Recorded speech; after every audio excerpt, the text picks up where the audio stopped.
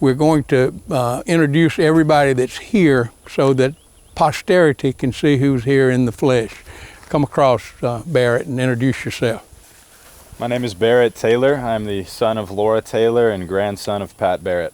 Junior. Junior. Yeah, thank you. My name is Dean Taylor, and I'm the oldest son of Laura Taylor and the eldest grandchild of Pat Barrett Jr. I'm Laura Barrett Taylor. I'm the eldest child of Pat Barrett Jr. and the proud mother to Dean and Barrett. And I'm Janice Barrett. I inherited this incredible family when I married Pat Montgomery Barrett Jr., also known as Toad or Papa or what else? I can't repeat the other name.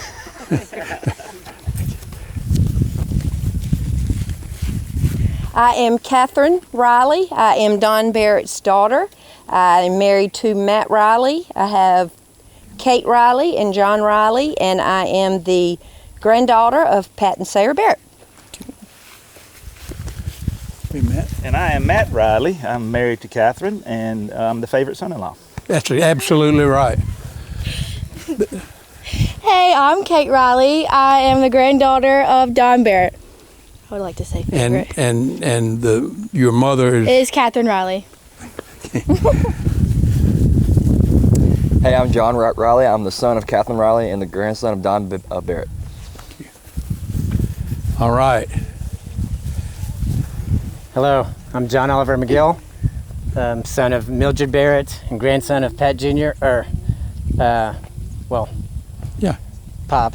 Yeah. And this is my son Sebastian and Belle, my daughter. All right. Great. Come on, Precious. I'm Margaret Roberts. I am Sarah Barrett Harvey Roberts' daughter and Sally Barrett's granddaughter. That's it. Perfect. I'm Annie Hatchett. I'm the granddaughter of Olivia Barrett Linfield. Thank you. All right. I'm Bill Barrett, the son of Will Barrett. William Burwell Barrett. Right. Thank you.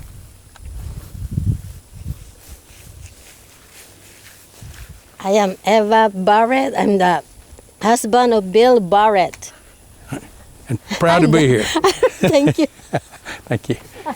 I'm the wife. You're the wife.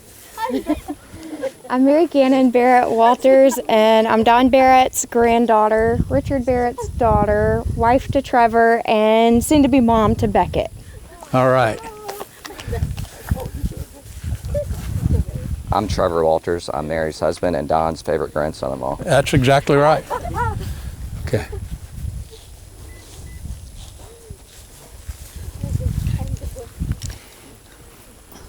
I'm Nancy Catherine Foose Barrett, wife of Don Barrett, mother of Richard Barrett, Catherine Riley, and Charles Barrett. Thank you, baby. And I am Richard Rumpf Barrett, eldest son of Don and grandson of Sarah and Pat. Thank you. All right. Whew. So, during the day, I'm going to show these photographs. You probably won't be able to see them from there, but we'll circulate them later as we're riding to Jackson. And I have, at the end of the day, everybody will have a packet that will have all the photographs that we show today at any of the 3 cemeteries, plus the supporting data and documents that we show today that I hope you find interesting. You're also going to have a book that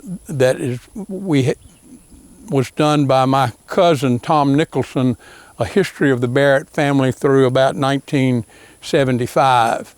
That's very interesting, and a lot of my material came from that, but it will flesh out things, and everybody will get a copy of that as well. So we'll start our tour today at the tombstone. I hope I don't get emotional. If I do, it'll be here or Sarah Harvey's. It's okay. Which is cool. We love you and the family. Pat Jr. is my brother, Pat Montgomery Barrett Jr. We'll talk about his, for whom he was named, his father, but also Captain Montgomery, a hero in the Civil War in Mississippi and a great friend of my great-great-grandfather. Pat Jr. Here's the first picture I have of Pat Jr. He's running into his father's arms. He's about 2 years old. This would be 1944, and it's a great picture. It was taken by Uncle Will Barrett, we think. It may have been 1945 because Will was, unless he was home on leave, was on active duty in the service during World War II. But that's the first picture. My memory really of Pat Jr. doesn't begin until about age 5. Here's the second photo of Pat Jr. taken about age 5. That's Pat. This is Lindbergh Porter, Daddy's great friend, and our friend too as well. And his children and grandchildren are our friends, and great-grandchildren are our friends now. This is Pat Jr., and you can see how welcoming he is to his new baby brother, John William. Pat Jr., the reason I'm called Don Barrett is Pat Jr. Was 3 when I was born. He was a little tongue-tied or something. Say hello to your baby brother. Say hello, John. He go, hello, Don. They thought it was funny, and I've been stuck with it for 79 years. Mama would dress Pat Jr. and me early every morning, put shorts on us and shoes. Sometimes I would come home with my shoes. Pat Jr. generally did. And we were on the streets, free till dark, free to roam. Our 2 best friends were John Tate and Bubba Taylor, lived around the corner. They had 2 older brothers, both of them were football stars at Ole Miss, Tommy Taylor and Chico Taylor. But John Tate was Pat Jr.'s age, and Gary, called him Bubba, was my age, and we were fast friends. Every day we would go to their house and spend the day, or we would invite them over and they would spend the day at our house, or rather we would start there. When it was their turn to call and invite us, it would always be John Tate, and John Tate was, if you think Pat Jr. had a speech impediment, John Tate really did, and he couldn't begin to say Pat Jr., but he could say Don. He'd say, "Me Barrett, can Don and he come over and play?" And Don and he would go over there, and we would wind up generally in a fight or something, but we would be fast friends the next day, and it would start all over. Pat Jr., all wonderful traits. Probably his best trait is how dutiful and organized he was. Organized. He kept all his things neat. It bothered him that mine weren't so neat. He kept all of his important things locked. Daddy had given each one of us a little wooden locker with a hasp on it that you could actually lock it if you wanted to. Well, I didn't care to lock mine, but he locked his. Had a gray combination lock on it, and I wasn't interested in looking at it until one day I walked by and he was opening it and he hid his, so I couldn't see it. Well, that was a challenge, and it took about 2 years. But I finally, just looking at the numbers, glancing as I went by, but I finally figured it out, 10, 24, 14. And from then on out, until Pat Jr. graduated from high school, Larry Gann and I would spend many a morning over there seeing what was new in his locker, including some pretty steamy messages between him and Beth Bell, now Beth Yates, the widow of Jack Yates. And Pat Jr. had no idea that we had ever done it. We'll get to that story in a little bit. Well, why not do it right now? When we had our new camp over at Random Shot, the old one burned, and we rebuilt it in about 1985. And Pat Jr. had a locker over there too, of course, and he had a chain around it. And I went in one day, and there was that lock, that old gray lock. I immediately saw it. I hadn't seen it in years, but I remember that number, 102414. And so I didn't do anything with it, but I opened it up, and I moved a hammer a little bit. And the next day, he came out and said, "Who's been in my drawer?" I mean, that's how he was. Well, that was it. And then from then on, I never bothered anything, but I would move one or two things just a little bit, and he was make him nervous. And finally, after maybe 10 years, we were all over there one night, and he came out and said, "All right, I've had it. Who is getting into my locker?" And I looked at him, and everybody got quiet, and I said, 102414. And he just sank like that. And he said, "How long have you known?" I said, "Since about 1955. That was one of my great days. Pat Jr. would Mama would try to keep us busy and on Saturdays. And I remember one time she was having us pick up sticks, a useless exercise, at least I thought. But Pat Jr. was told to pick up sticks. He's picking up sticks, and he had all his in a pile and everything, and mine, I didn't have much of a pile. And I remember he thought that was a great injustice because Mama gave us both a quarter, and it probably was. Pat Jr. was a really good high school football player. Really good high school football player. He played quarterback. He was on some of Coach Woodson Earle's, the legendary Coach Woodson Earle's best teams. And I can't say enough about his football ability. He was salutatorian of his high school class. He was a BMOC, big man on campus, no question. He had a shiny black 58 Chevrolet with spinners and hubcaps. He was something. He went to Millsaps, did well in Millsaps, played football for 4 years. The team didn't do well. They had 4 different coaches in 4 years, but he was, Pat Jr. loved it. He made great friends there. One of them is we met Rocky Lewan, and who's now formed a fast friendship with any of us that hunt at Random Shot. He's been a member there for 50 years, ever since we started it. Pat Jr. had a good time at Millsaps, although he did well. I remember one Saturday morning he was home and something had happened, and Mama was fussing at him, and she called and said, "You're just a good time Charlie." And Pat Jr. thought that was a compliment, and I did too, kind of. But anyway, I remember that, stuck with me. I always enjoyed going to Millsaps and spending weekends with him. He was, to be a kid brother, he was 3 years younger. It's a big difference then. He was nice to me, and I included me with the college group when I went down there, and I always appreciated it. After Millsaps, Pat Jr. went to law school at Ole Miss. He married Helen Peoples while he was there, and he was soon back in Lexington raising his family and practicing law. Pat Jr. was a really good lawyer.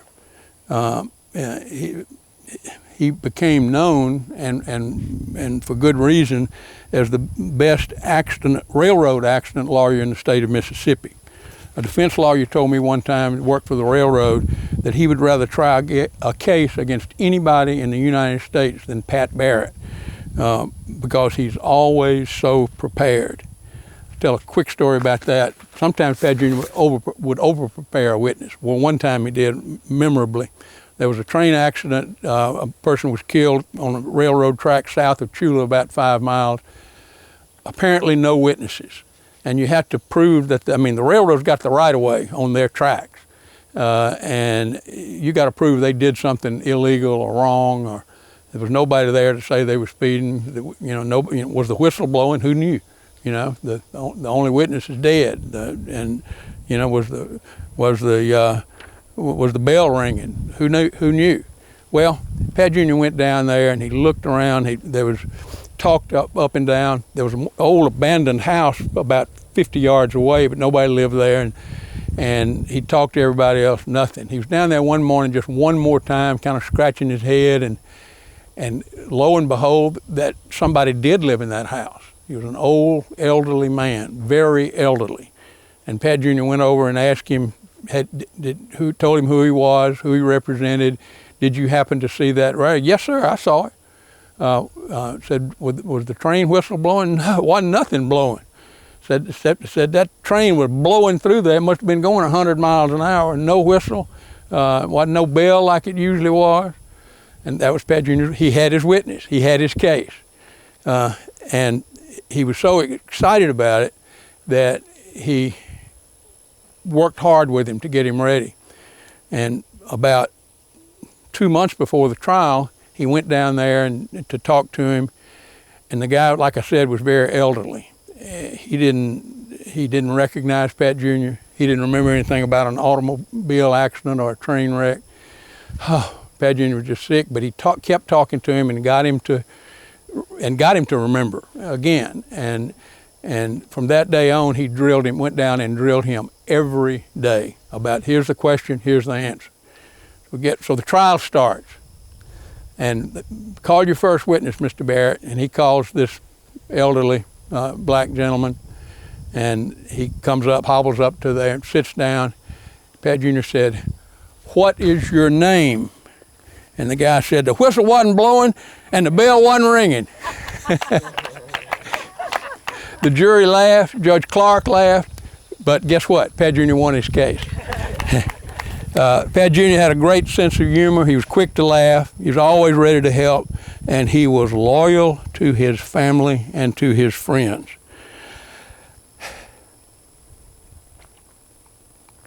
And to me. I think about him every day. I miss him. He always had my back, always.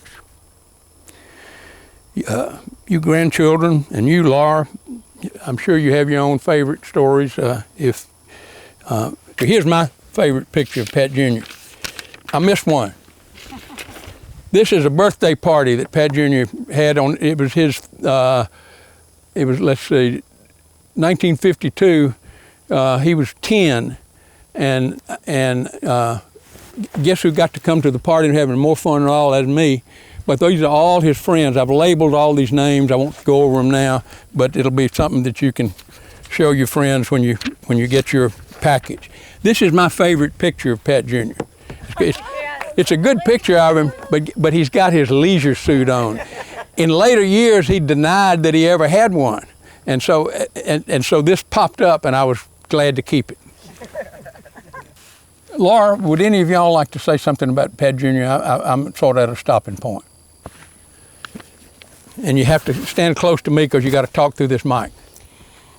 I just wanted to say that, echo the words that my father loved Holmes County, loved Lexington, never wanted to live anywhere else, took very much pride in the history of the town, the family, and one thing to be said is he was loyal. He had friends for his whole lifetime who loved him dearly and still do to this day. He could tell a story. He was engaging. His memory, he could recall any event, any date, knew every cousin, every aunt. He honored his ancestors. He instilled that love of family in me and my children so that we all have very close relationships and memories with our great aunts and uncles, with our grands, with our cousins. So we're going to carry that legacy on, and we thank you very much. And we look forward to this family living on through connecting and doing what's important, loving family and living a life of integrity and character. Thank you, Laura. Okay, we're going to go now. Oh, okay. Come on. So I grew up in a big city, and I had a quite different childhood than my grandfather, and he found it his duty to show me life on his terms and at his pace, and I'm so glad that he did. I have so many memories growing up. He taught me how to hunt, how to fish, how to love the land, and really to be a gentleman, and I think about him every single day. Really what he showed me was how big the little things are in life, and he was my hero. He was always a rock for me in my life, and I miss him dearly, and I continue to go to him often for counsel. Thank you very much. All right, we're going to move now. Oh, you want? Okay. All right, Barrett, come tell us. I can only echo what my mom and brother said, but I wanted to tell a story about the last duck hunt I went on with my granddad. There was nothing flying and we weren't shooting, so we were sat down on a bank in the mud, and I wanted to lie down and take a nap, which he didn't really appreciate. But about 30 minutes into that nap, armadillo jumped up behind my head onto me, and I fell over into the water and was soaking. He didn't say anything, but he was laughing for the rest of the hunt at me. He was a great man, and I'm lucky to have him as a grandfather. Thank you. Thank you. All right. Okay, we're going to go now to the headstone of Donald Ray McGill, Jr. Donald Ray McGill, Jr., this is his photograph, born in Houston, Texas on June 24, 1978, and died in a car crash north of Winona, Mississippi on Interstate Highway 55 on April 2, 2000, on his way back to Ole Miss from Jackson in a rainstorm when his car hydroplaned on a puddle of water and ran off the road and hit a tree. Donald was my sister Mildred's older son, and thus my nephew, but more importantly, he was the older brother of John Oliver McGill and the uncle of Sebastian and Belle McGill, all of whom are here today. To my knowledge, this is an accurate picture of Donald. He was always smiling, and he had a warm smile, as you can see here. The next photograph is a good one as well. It's really not just of Donald, but that's him in the forefront right here. He's looking at the camera. I'm guessing this is a birthday celebration for him in Mississippi in 1981 when he was 3 years old. The other people here are Patrick Barrett, Richard Barrett with the moose head, Charles Barrett with missing about 9 teeth, my sweet sister Sally Barrett Williamson, and here's Sarah, Margaret Montgomery's mother as a child, and this is the only picture that I have of Rachel Barrett, the half sister who's deceased. This is my daughter Catherine. This is Jonathan Barrett, and that's all. But there were a lot of happy times were spent together, and when they would come to Texas, from Texas to Mississippi, it would excuse for all the local Barretts and their friends to gather and have a party, and that's just one of them. Everybody loved Donald. I sure did. He was smart. I mean, he was like really smart. He was friendly, and he was funny, and all the family misses him. It's a tragedy. He had a great life in front of him. I'd like to call on John Oliver McGill, his brother, and now a very successful Toyota automobile dealer in Houston, and to share his memory of his brother. Hello. Like cousin Dean, or my nephew Dean said, Donald and I spent many years growing up here, our second home in Lexington, Mississippi, and we loved it so much. He loved it so much. Just the joy and love and warmth and compassion of the family and the good times and memories, and something I will cherish for the rest of my life, and I know he does, still does, and I miss him every day, but we're very happy to do this and honor him and everyone else here. Thank you. Thank you, John. I mean, yeah, okay. All right, we're next going to go over to my uncle Will Barrett, William Burwell Barrett Jr., and his precious sweet wife Sue. I'm standing by the headstone of William Burwell Barrett and Sue Drennan Barrett, his wife. Uncle Will was born in Lexington on December 21, 1906, and died February 21, 1994 at the age of 91. Aunt Sue was born on October 14, 1915, and died December 9, 2007. I've known them both since I was a small child. My first recollections of anybody that wasn't my mama and daddy or Pat Jr. are of them. It seemed like I saw Will every day, and I know I saw Sue because Sue was Daddy's secretary before she and Will were ever married, and I love them both. They were married on June 6, 1956. I was 11 years old. Here's what I remember of all that. Back in the spring, I'd heard whispers that Will, who was notoriously shy about, and well, private is a better word, that I heard that, and he was a confirmed bachelor. He was 50 years old already. That he was courting Sue. And I don't know where I heard it, but I immediately asked Daddy about it, Daddy and Mama at the supper table, and Daddy was very upset that I'd heard about it. "Don't say a word," he said. If Will hears talk like that people are talking about him around town and about him and Sue, he may just drop any plans he has of getting married. He needs to marry this precious lady. Daddy loved both of them, and he knew they would be great for each other. And anyway, they got married. Because Sue had previously been married, it was appropriate to have a low-key wedding, and which they did, just the two of them. They had Brother Paul Bragg they went to the Baptist parsonage in Lexington, and in fact he parked around behind the house. It was all, just very private. And I'd been told of these plans, and so I bought them a wedding present. Got it at Patterson's Variety Store. It was a little Bible with a color picture of Jesus on the front of it, and I probably paid 75 cents for it. And I went home and I got a cup of rice from the kitchen, and I went over to the parsonage and hid in the bushes. And when they were finished and were driving back down the driveway to get onto Pine Street and go on the honeymoon, I stepped out and threw the present in the back seat. The windows were down. There were no air conditioners on cars back in those days. And I threw rice all over both of them. And they laughed. I mean, Will was glad I did. So I was scared I was going to get a whipping when I got home, but I didn't. It's interesting to me and a little heartwarming to me that Bill Barrett, their son, and I hope will come and say a word or two, still has that Bible. It's now, after over 60 years of use, it's pretty ragged, but it's right there.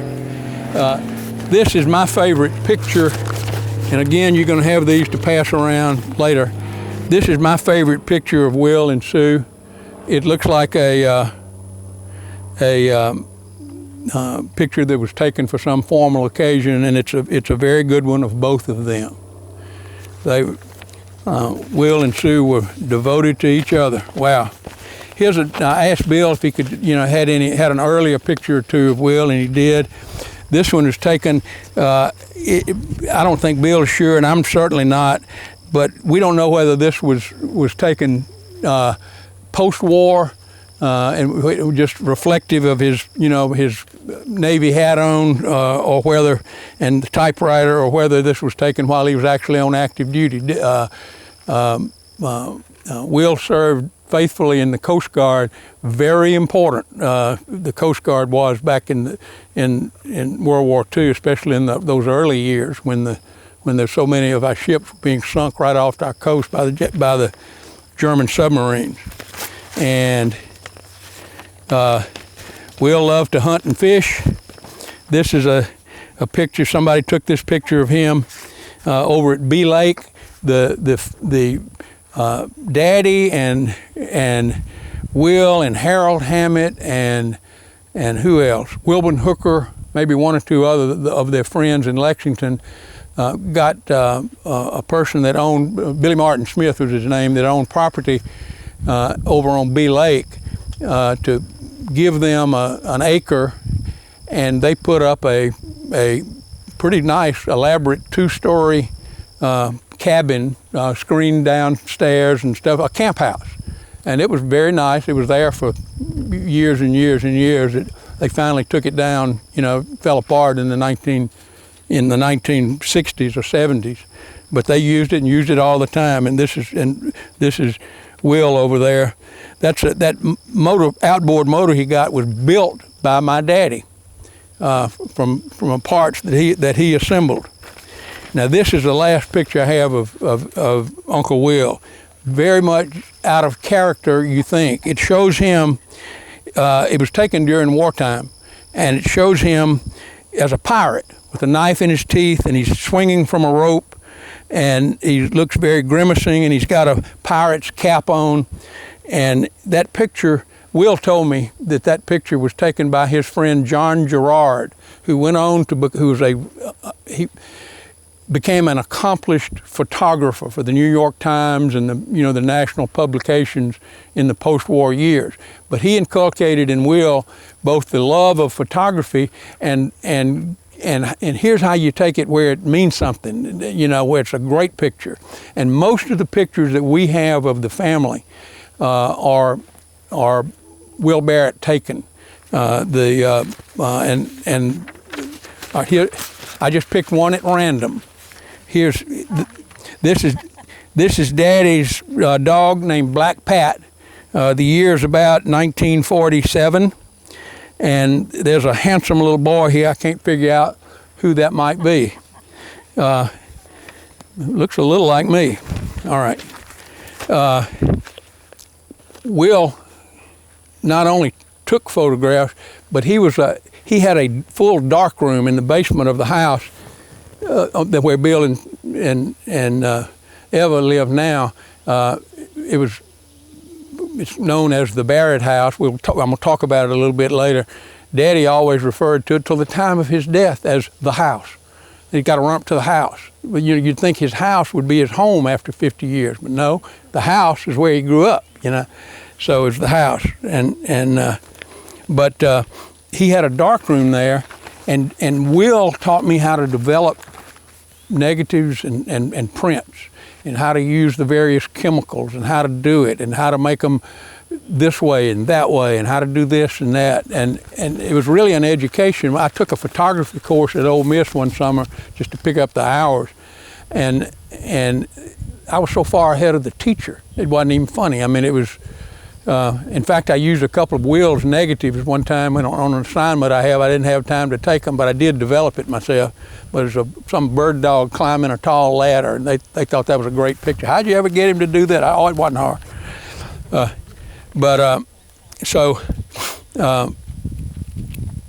Will would take Pat Jr. And later on Pat Jr. and me duck hunting. Daddy didn't duck hunt, he worked all the time. He loved us and spent time with us at home, but he didn't have time to have a hobby. He didn't duck hunt, he didn't play golf much. But Will took the time to take both of us hunting. I appreciate it very much. I still appreciate it. I still think about the time that we had together sitting in those duck blinds, mostly freezing to death because the clothes you had back then and the waders you had weren't insulated or anything. But it was fun. Will was also kind to everybody else. I'll tell you a story. He had a neighbor and a friend named Denton Roseman. He was the tax assessor in Lexington, and he died suddenly as a fairly young man. Had a son that was by this time he was out of school, but he had a little 3-year-old son named Bill Roseman. And Will was kind to him, and one day he took him fishing. And Will loved to tell this story. They went out to Jelly Thompson's pond out at Cocksburg. We're going to talk about Jelly a little bit later. That was his brother-in-law. But anyway, he took out there, and you had to park your car at the base of this little pond levee, and it was a pretty steep base. But the only way you can get up to the pond without going through briar patches was to go up the levee. And Will said, Bill, I'll take the crickets up and the poles, and you just follow me, and we'll get up, and we're going to really catch some fish when you get to the top. I want to tarry the trickets, he said. Will said, no, son, you'll drop them, you'll spill them, and you know, then we won't be able to fish. He said, let me take them. Come on, let's go. I want to tarry the trickets. Will said, okay, son, be careful now. So Bill got the crickets and got about maybe half the way up the levee, tripped and fell, went tumbling down. The cricket box went tumbling down, all the crickets gone. Bill got up, red-faced, looked at Will, shook his finger at him, said, now, goddammit, look what you done. So that was, Will loved to tell that story. At this time, Bill, would you come and say something about your mom and dad? I know you've got a whole lot better perspective than I do or than anybody else. You come, you go. I'll just add a little bit to what Don said. My daddy, Will Barrett, was the third child, oldest son of W.O. Barrett. And he, as Don said, at some point he met my mother, who was Pat's secretary. And I've often wondered if Pat thought that my daddy was going to the law office to visit him when he was actually going to visit his secretary. But my daddy graduated from Tulane University and married my mother, Sue. They were married for several years. My mother's maiden name was Drennan. And I just leave one word of advice, the best advice my daddy gave me. And it came in useful years later. Loose lips sink ships. Thank you, Bill. Bill has certainly lived by that adage all these years. The next headstone is special to me, and I think it's special to all of us. I know it is certainly to Margaret. Sarah Barrett Harvey Roberts, born March 31, 1978, and passed away on September 17th, 2020. Sarah is the late wife of Patrick Roberts and the mother of Margaret Montgomery Roberts, and Margaret, who's here this morning. She's the daughter of my precious sister, Sally Barrett Williamson, buried here beside her, and was the sister of James Stevens Caden, who now lives in Nashville. If I get emotional about anybody today, it's going to be Sarah. She had more troubles, physical troubles, in her whole life than any other 5 people that I know put together. And yet she was never bitter. She was always cheerful. She was always optimistic. One of my favorite hymns is one written by that great songwriter of Methodism, Charles Wesley. Oh, for 1,000 tongues to sing. And the last verse of it goes like this. Hear him, ye deaf, his praise, ye dumb, your loosened tongues employ. Ye blind, behold, your Savior come, and leap, ye lame, for joy. I cannot hear that song without thinking about sweet Sarah, who was born with severe spinal abnormalities. She was lame. As a child, she had major surgery after major surgery so she could walk. After every surgery, she would be in a full body cast, sometimes for months. She never felt sorry for herself. She always tried to cheer up people around her instead of the other way around. After all her surgeries, she could walk, but she walked with a really bad limp. She was lame all her life. In addition to being very pretty, Sarah was very smart. After sailing through Ole Miss and then through law school there as well, she was invited to join the legal staff of Mississippi Attorney General Jim Hood. She had a successful career there as an assistant attorney general with important responsibilities for the state until she died. In 2014, when little Margaret was only 2 years old, Sarah was diagnosed with cancer. She battled this cancer for 6 years with her usual grit and determination. Always optimistic, always cheerful, always keeping her family cheerful. On September 17, 2020, Sarah was called home to be with her Lord and Savior Jesus Christ, to be forever without pain,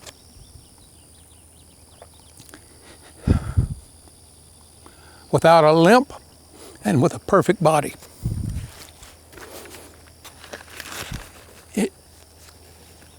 In spite of Sarah's overwhelming, to most people, problems, she was a beacon of courage and Christian serenity and joy. She had it. Sarah Barrett Harvey Roberts is a person to remember. Would anybody like to add to what I've said about Sarah?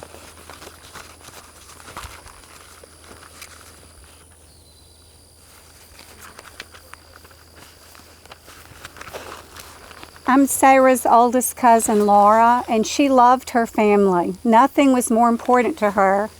And Margaret, she loved you so much, and she wanted only the best for you. And we're going to carry that legacy on of kindness and compassion and unconditional love. And whenever times get tough, we're going to remember Sarah's fight. We love Sarah, and we love our family, and we love our precious Margaret. Amen. Okay, we're going to go now to the headstone of Sally. We're at the headstone of Sally Barrett Williamson, Sally Burwell Barrett Williamson. This is my favorite photograph of her. If you could zoom in on that. She's in her riding regalia. She loved to ride and was an accomplished equestrian. Talk about that a little bit later. Sally Burwell Barrett Williamson was the mother of Sarah Roberts, whom she adored. Thank goodness Sarah, who battled cancer all that time, outlived Sally. It would have crushed her for her daughter to have died before her, and she didn't. Sally was born August 22, 1957 at the old hospital in Greenwood, not where the Greenwood LaFleur Hospital is now, but back up the street on River Road, quarter of a mile. This old 3-story building, looked like something out of the 1600s. But I was 6 and Pat Jr. was 9. We were both too young to go inside the hospital, but we were allowed to go around the back. And they were up on the 3rd floor, and the nurse held Sally up and for us to see her. Remember it like it was yesterday. Sally was endearing to everybody, even to her brothers, but Pat Jr. and I, Sally, I'm sorry, were merciless in the way we teased her and played tricks on her. But the worse we acted, the more she loved us. Sally was smart as a whip. She excelled in high school and college and law school. As we got older, the age difference didn't matter so much, and we enjoyed each other's company a lot and often as adults. After Mama died in 1990 and Daddy was in his 80s, Sally and her husband, Rusty Williamson, moved in to help Daddy, sort of to help him, mostly to make a home for him. He didn't need any help until right at the last, but to help take care of him, and they did a great job of it. Sally was a worrier. She would laugh about it herself, but she was always had her antenna up for the next thing to worry about. Once I told her, I said, "Sweetheart, quit worrying about that." She said, "Is there something else I need to be worrying about?" We had a routine. We would call each other when one of us had a birthday, first thing in the morning, just to say happy birthday. One time I forgot. At least I'd forgotten about it until about 6:30 a.m. on her birthday when she called me and said she was relieved to hear my voice, that she'd figured I must have died overnight. I didn't miss another birthday call. Sally, as I said earlier, was a horse person. She and her best friend Carolyn Cunningham learned to ride together, and it became a lifetime passion for her and a source of relaxation and fun with her. You saw that picture in her horsey outfit. She always had owned horses in the pasture out beside our house and down the hill. We owned about 7 or 8 acres, still do, about 7 or 8 acres down there, and she always kept horses. I remember that Daddy bought her first horse when she was 10 years old. I asked, "What's the horse's name?" And apparently she hadn't thought about it. She said, "The name is Boy." And Pat Jr. pointed out, "Sally, it's a female horse, a mare." Sally never missed a beat. She said, "Yes, his whole name is Girly Boy." And that was his name for the next 12 or 15 years. It would be a better world if everybody had a sister like Sally. Does anybody have anything to add? Somebody help Nancy come up here.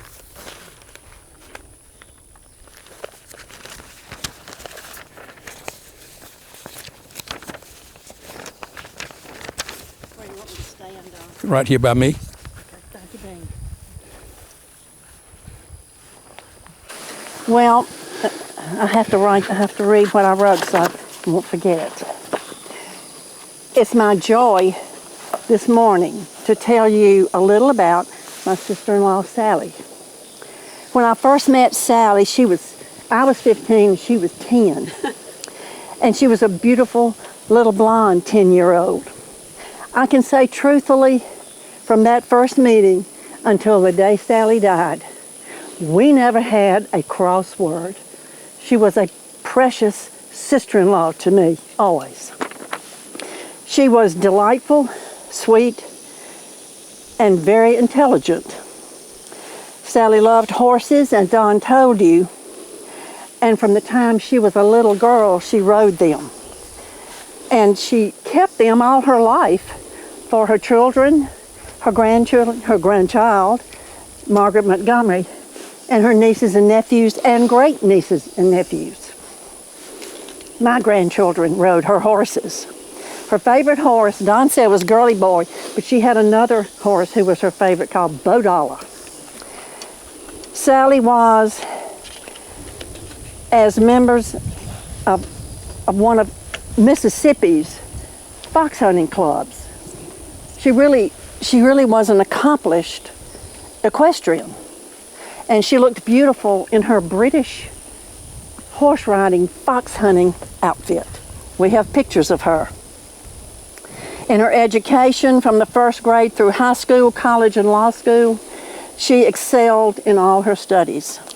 Her 2 children, Sarah Harvey Roberts and James Caden, were the joys of her life, along with her beautiful granddaughter who's with us today, Margaret Montgomery. I want to tell you all of her character. This is very important.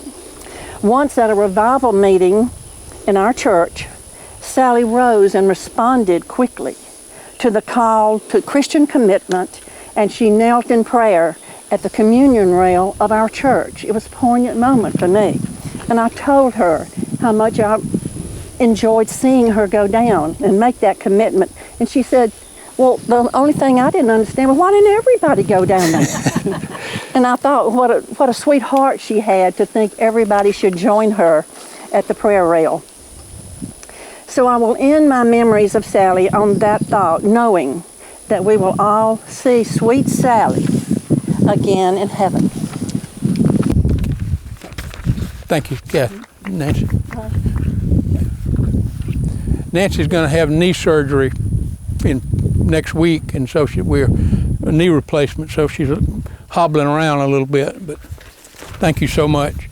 All right, we're now going to move up and reset at the last headstone here on this part of the cemetery of my mother and father, Pat and Sarah Barrett. This is the headstone of Pat Montgomery Barrett, and Sarah Stevens Barrett, his wife. Pat Barrett, Pop, Daddy, was born in Lexington in 1909 and died in Lexington 89 years later on Christmas Eve, 1998. He loved Lexington. He loved his family for sure, and everybody loved him, but he loved Lexington, let me tell you. When I was 7 years old, Daddy said, come, I want you to go with me one Saturday morning. And he took me up. He had keys to everything.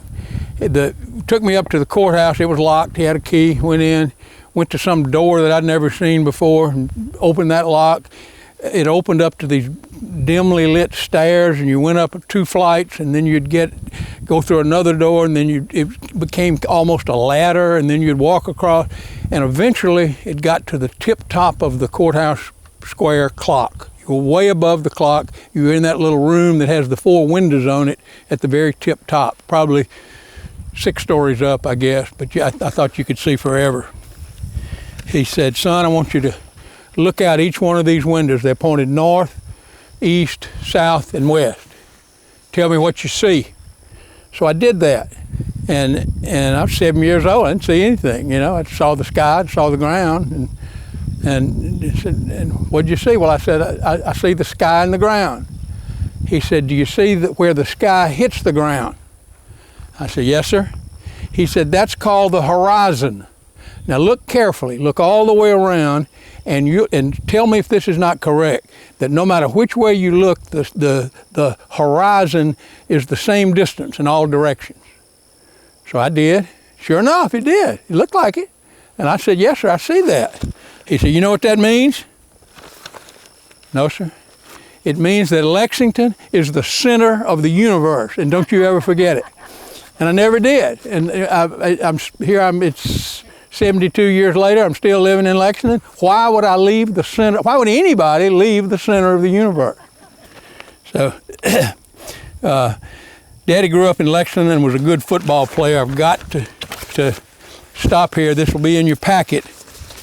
But it's a write-up about the 1927 football game between Little Lexington and humongous Greenwood. We'll tell a little bit more about that in a second, but this is a write-up out of the Greenwood paper. It had rained all day. It was a sea of mud, kind of equalized things a little bit, and the game ended in a tie, 6-6. It said that Greenwood had scored but couldn't make the extra point. It said in the third quarter, Lexington quickly evened the score when Pat Barrett played wide and caught a long pass and ran 60 yards for one of the high spots of the game. His broken field running and dodging was spectacular, and he shook off tacklers on every turn. And then they go on to say we'd have beaten them pretty bad if it hadn't been raining. And actually, here's what Daddy told me about that event. He remembered it very well. It was the third Friday of the 1927 season. The opening Friday saw Lexington getting beaten by Indianola 48-6. Then the next Friday, Indianola played Greenwood and got stomped 96-0. Now, the following week, Lexington had to play Greenwood. By comparative scores, we're down, 180 points already. No, 140 points already. Anyway, it was Lexington had to go play mighty Greenwood. It was sort of like Central Holmes playing Ole Miss. Thus, the 6-6 tie was the talk of the state for several days afterwards. Back in the 1970s, I was at a social function in Greenwood, and I fell into the conversation. I had a friend named Cunliffe Mackby Jr. and his brother Bailey Mackby. They were great friends of mine, and they introduced me to their father, Cunliffe Mackby Sr. And I fell into conversation with Mr. Mackby, and I asked him how old he was, and he was about Daddy's age, and I asked him did he remember that game in 1927, and his face turned just almost black. He just scowled, and he said, yeah, I remember it. Said, I played in that game for Greenwood. I remember Pat Barrett too. He had broken his arm, and he had a hard cast on it, which he used like a club on us. Said he was fast, but slugging people the way he did was dirty. Never smiled. When confronted by me to Daddy with this accusation, Daddy just smiled and said his recollection was that Cunliffe was a chicken. So that was enough about his football career. For college, he went to Southwestern in Memphis. It's now Rhodes College, great school. Then to Ole Miss for a year, and then to the Cumberland School of Law in Lebanon, Tennessee, where he obtained his master's and or doctorate in laws, whatever they call it, that allow him to become a lawyer. When he was 24 years old, dashing young lawyer, wearing spats, celluloid collar, looking good, looked about like me last night with those Prada tennis shoes, I guess. He first noticed the daughter of the Methodist minister in Lexington that time, Dr. John Stevens. We'll talk about him in a minute. She was only 15, but she looked older, and she was a knockout. And I'll show you her picture in a minute. So he dressed up, the formal way to do it. He went to the Methodist parsonage, and he was practicing law in Lexington. Went to the Methodist parsonage and asked Dr. Stevens if he could had permission to court Sarah Barrett, his 15-year-old daughter. He said, "Pat Barrett, are you crazy?" And stood up. He was a tall man, and Daddy knew he had to get the heck out of there, and he did. And so he was not allowed to date her when she was in Lexington, but he hung around. He would kind of call her, and then when she'd go other places, he would slip off and go see her and stuff. And he kept himself in the game until he finally won. They finally got married 7 years later. Their whole life was a honeymoon. He adored her. He spoiled her. Amelia Hall, a black lady that worked for us when I was a child as a cook, I remember her in the kitchen one time arguing with Mama about something. She said, "Miss Sarah, you so rotten you slipping off the bone," meaning rotten, spoiled by Daddy. That was water off a duck's back to Mama. Daddy worked really hard to make a good life for all of us. He not only spoiled Mama, but he spoiled all of us. He was totally selfless till the day he died. He started off practicing law in the Depression. It was tough. He would write letters for clients that were illiterate, but wanted to send a letter to a relative somewhere else, and charged $1 a piece for it. That was $1 was something in the Depression. He said they would always start off. They would dictate and he would write, and he said they would always start off with, "Here I sits with pen in hand." But anyway, that doesn't amount to anything.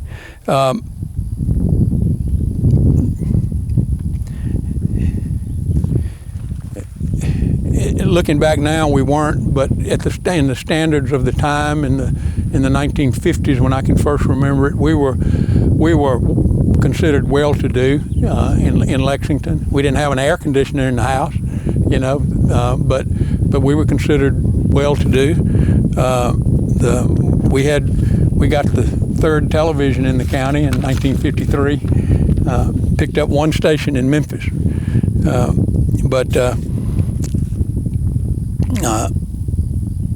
I remember that it was 1957. I was 12 years old before we got our first air conditioner. Of course, they put it in their bedroom, Mom and Daddy's bedroom, but it didn't work for them because we just moved in there. That's where we lived in that during the summer months. Daddy lived a life of service not only to the family but to the town and to Holmes County, which took. He was essentially the attorney. He was the pro bono attorney. If people couldn't pay, it was no big deal. I mean, it wasn't any deal. He took care of the business, and then he said what his fee was, and they would tell him before that he didn't have anything. But we always had fresh eggs and chickens and and vegetables, tomatoes out our ears in the summertime, and that was fine with him. He was attorney for essentially every African American church in the county. Holmes County is 85% African American, Daddy wanted to see that they didn't get taken advantage of in land deals with their churches and so forth. He made sure that he'd got bylaws for them. He checked the title, and he cleared the titles to all their land, never charged anybody a nickel. He was a real leader in the time of the civil rights revolution that occurred in Mississippi and really all over the country, had more effect in the Deep South in the 1960s. He kept Holmes County peaceful at a time when there was a lot of trouble and even violence throughout the South. He cooked breakfast for us every Sunday morning. He would cook hot cakes, which he would burn them inevitably every Sunday morning. But after a while, we developed a taste for it. He called them buckwheat cakes and said that was cowboy style. Okay, let's have them that way then. And that's what we had. I've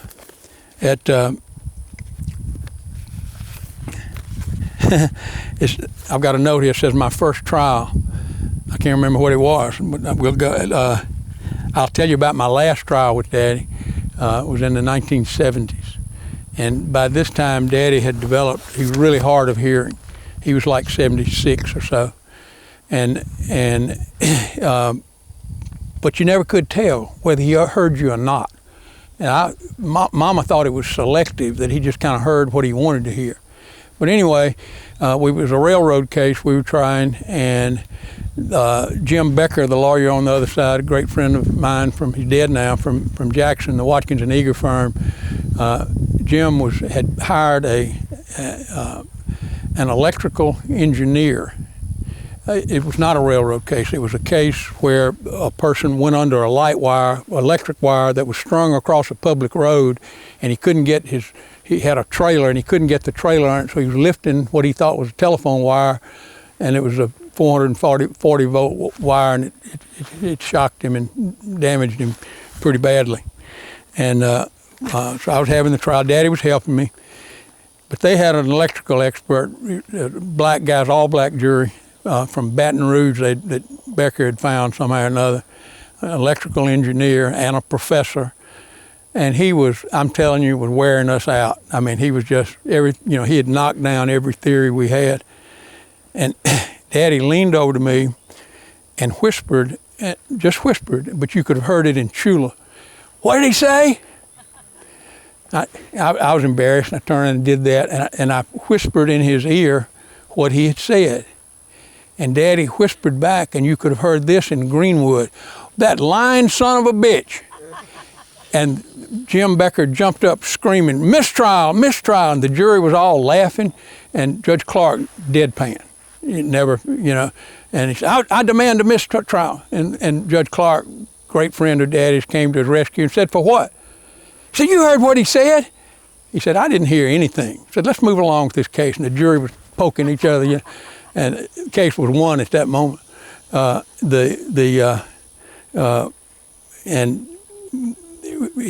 Judge called a recess in about 15 minutes and said, "Pat," motioned us to come back in his chambers. He said, "Pat, don't ever come in my courtroom again without your hearing aids." And Daddy just smiled and winked at him. So they were pretty close friends. I now remember about my first trial. In early 1970s, we tried it. It wasn't a big case, but it was big for me because it was my first trial. During a recess, the jury came out. We were standing out in the hall, and the jury came out past us. Well, they've been admonished, do not speak to the lawyers. The lawyers know better than to speak to them. You just can't do it.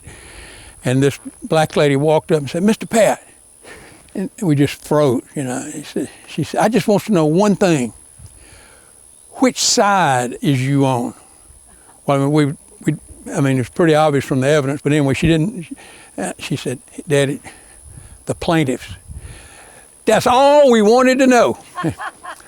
And so I won my first case all by myself.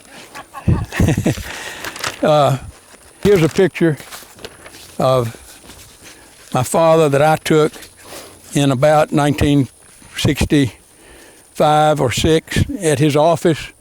At that time, his office was above on the second floor of the Holmes County Bank building. That bank building was subsequently redone. And I think they made it look worse. It was a beautiful old building. But Daddy loved to be up there. He was there with just Sue Woods, and then Sue Barrett. and he would brag that his assets were over $1 million.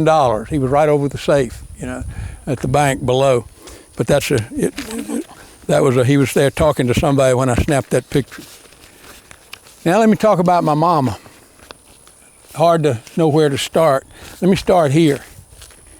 I don't know if y'all can see this or not, but I'm telling you, this is a good-looking woman, a beautiful girl. And she looks a lot like Laura. She looks a lot like Kate. She looks an awful lot like my daughter Catherine.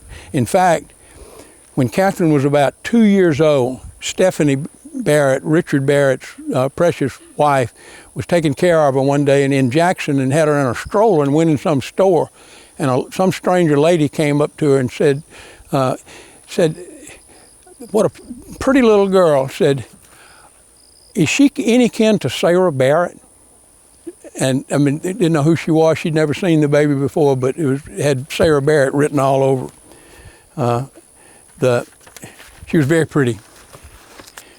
She was most beautiful at Oxford High School her sophomore year. The last 2 years, they were in Clarksdale. She was most beautiful there both 2 years. She had met a best friend. Her name was Mary Faye Reese from Tupelo. They roomed together at MSCW as freshmen. They were the number 1 and number 2 beauties. I don't remember which one was 1 and which one was 2, and it doesn't matter because they went to Millsaps the next year and they swapped. It was 2. Whoever got 1 was second at Millsaps, and the other one was first top beauty at Millsaps. Mama used to brag when Daddy was around. She loved to tell him this every Valentine's Day, that she and Mary Faye got their sophomore year at Millsap, that they got a total of 85 pounds of chocolates from various boys that were obviously in love, but from a distance. Daddy was persistent, and they married in 1940. Daddy knew he'd married up, and being 9 years older than she was, he treated her like a baby, or let's say this, he treated her like a princess all her life. I see this, and I'm going to show you one other picture of her. This is off the wall in the office, and this is Daddy's handwriting. This is something Daddy had in his office, that he had done and put up. It's a picture of Mama that he loved particularly, and it says Sarah Stevens, Moon Lake, about 1937, which is before they were married. Rusty Williamson, there's a copy of this picture out at 510 Boulevard, the Barrett home where we grew up. It's a copy of this picture is on the wall, and Rusty told me that one day, Rusty lives there by himself now, but one day during Daddy's lifetime when they were living out there, he walked through the room that Rusty did, just going from somewhere, and Daddy was in that room, and he was kissing this photograph.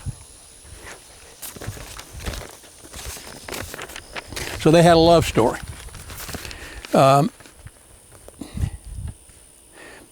My mother was very intelligent. She wrote beautiful letters in her beautiful handwriting. She would read books, and John Oliver did the same thing with his children, and boy does it tell. I mean, aren't their children smart and precocious and have great vocabularies and are fun to be around, and a lot of that comes from reading, from being exposed to reading. Mama would get Pat Jr. and me in the bed, and she would read to us for hours. The Wind in the Willows, Kenneth Graham's book about Mr. Toad and Mr. Rat and Mr. Mole, and they were funny books. I mean, that was a humorous book, but it was interesting. It had morals at the end of every little chapter, and she would read us Miss Minerva and William Green Hill about life in the Old South, it was funny. But she read us more serious books too as we got older. I mean, we always reading. when I got into when Richard, well, Mama never bragged on me about it, but we were about the same, I think. But she would tell people in later years that Pat Jr. could read when he was 16 months old. By the time she died, that had gotten down to a year old. If she'd lived another year, he would have been reading it 3 months, I'm sure. But he did read early, and because he was read to a lot, and I read early, and by the time I got in the first grade, I mean, I could read a book and understand a lot of the words, and where our classmates were, see Spot and Jane, see Dick run. And so we had a great advantage, and that was given to us by a loving and caring and attentive mother.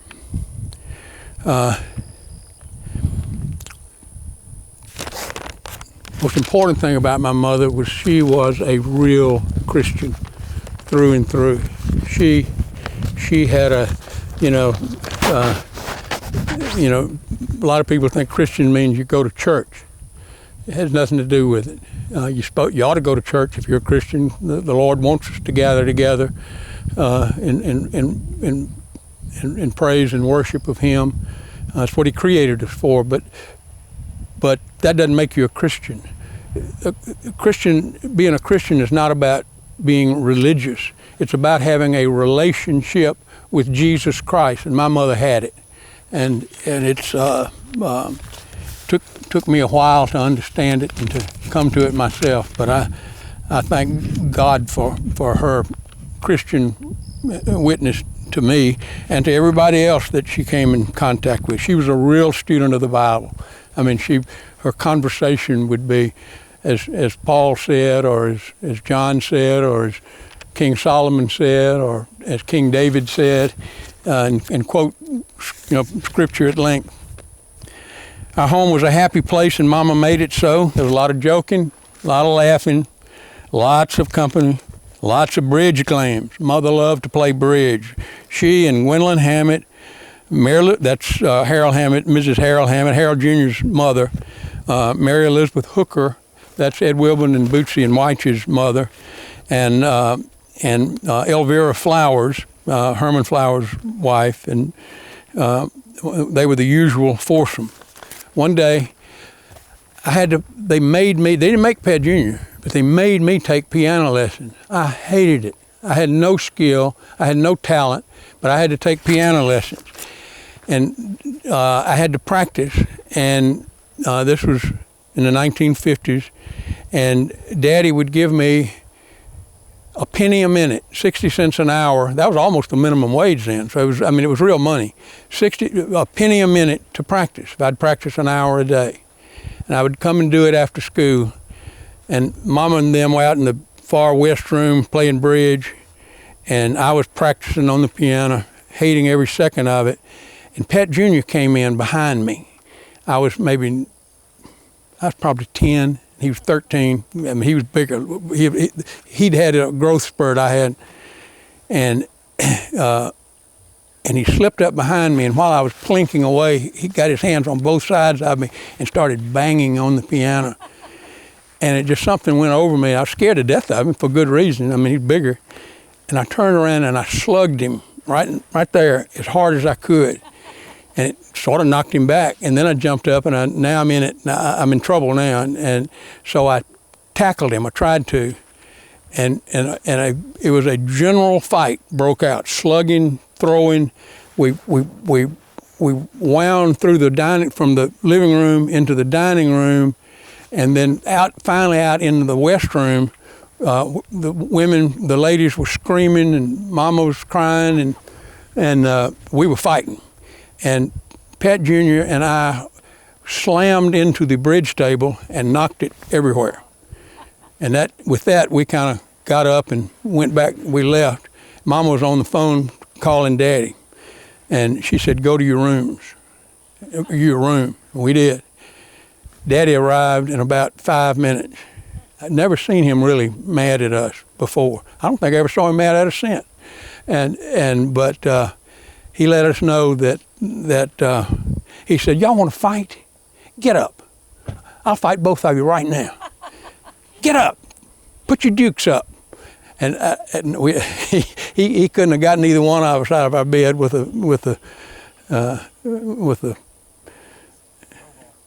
a crowbar. Thank you very much.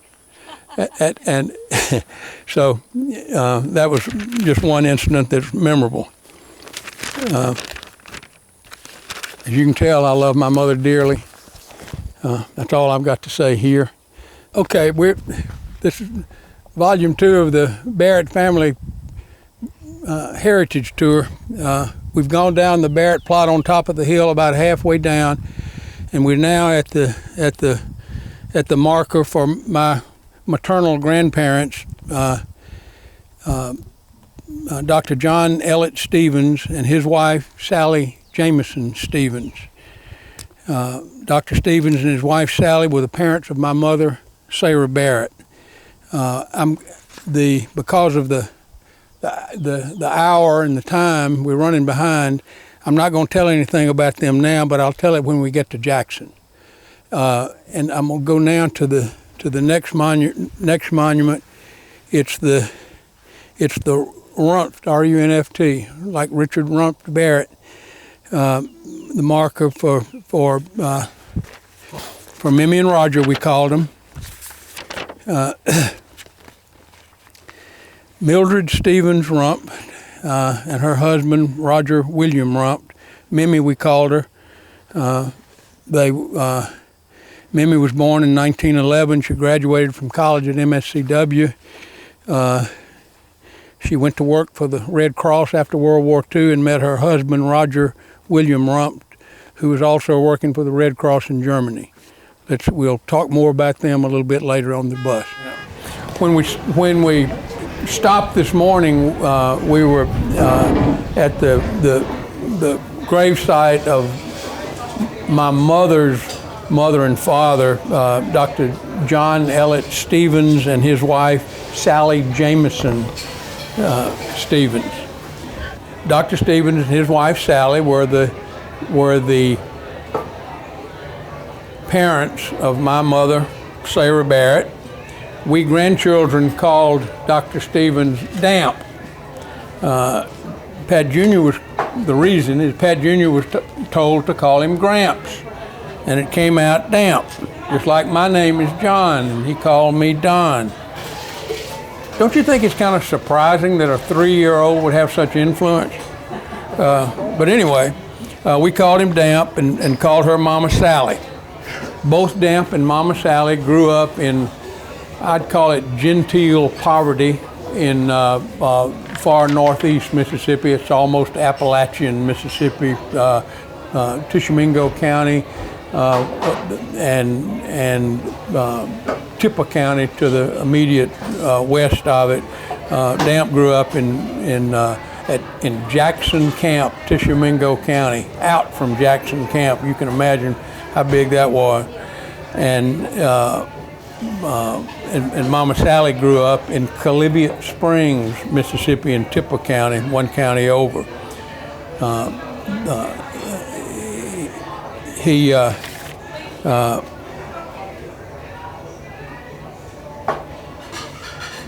Damp graduated from high school in Kossuth, Mississippi, and went on to Georgia Robertson Christian College in Henderson, Tennessee.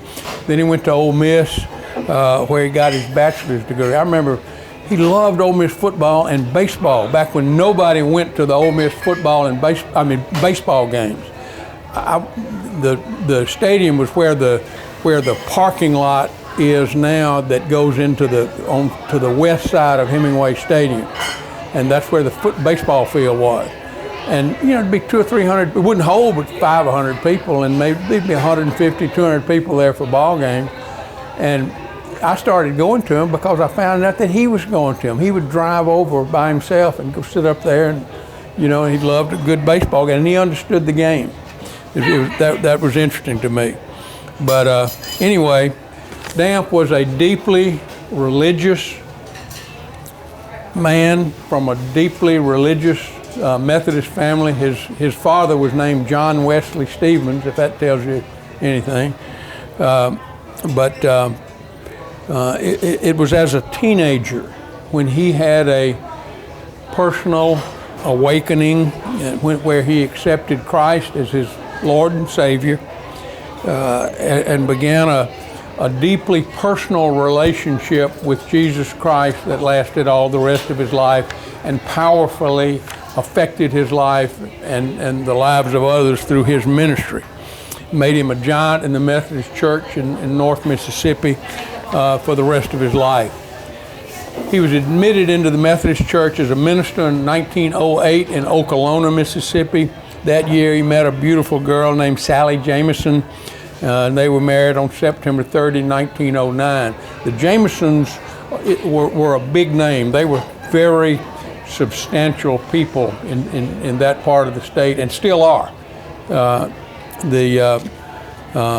Anyway, he was a preacher at several small churches from 1908 that would gradually get bigger. You'd go in the Methodist Church back in those days, you didn't keep your preacher. 2 years, 3 years was the normal. If they were great and they wanted to stay and you really wanted them, they could stay for 4 years. Damp always stayed 6 years after, later on, because nobody wanted him to leave. He was really good. He was a builder. We'll talk about that in a minute. But during the time he was as a young man, he was preaching. He was picking up advanced degrees from Peabody College in Nashville and from Northwestern University in Chicago. How he got those, how he did that while he was preaching, I guess he'd go back and forth and doing it at night. I don't know how he did it, but he did.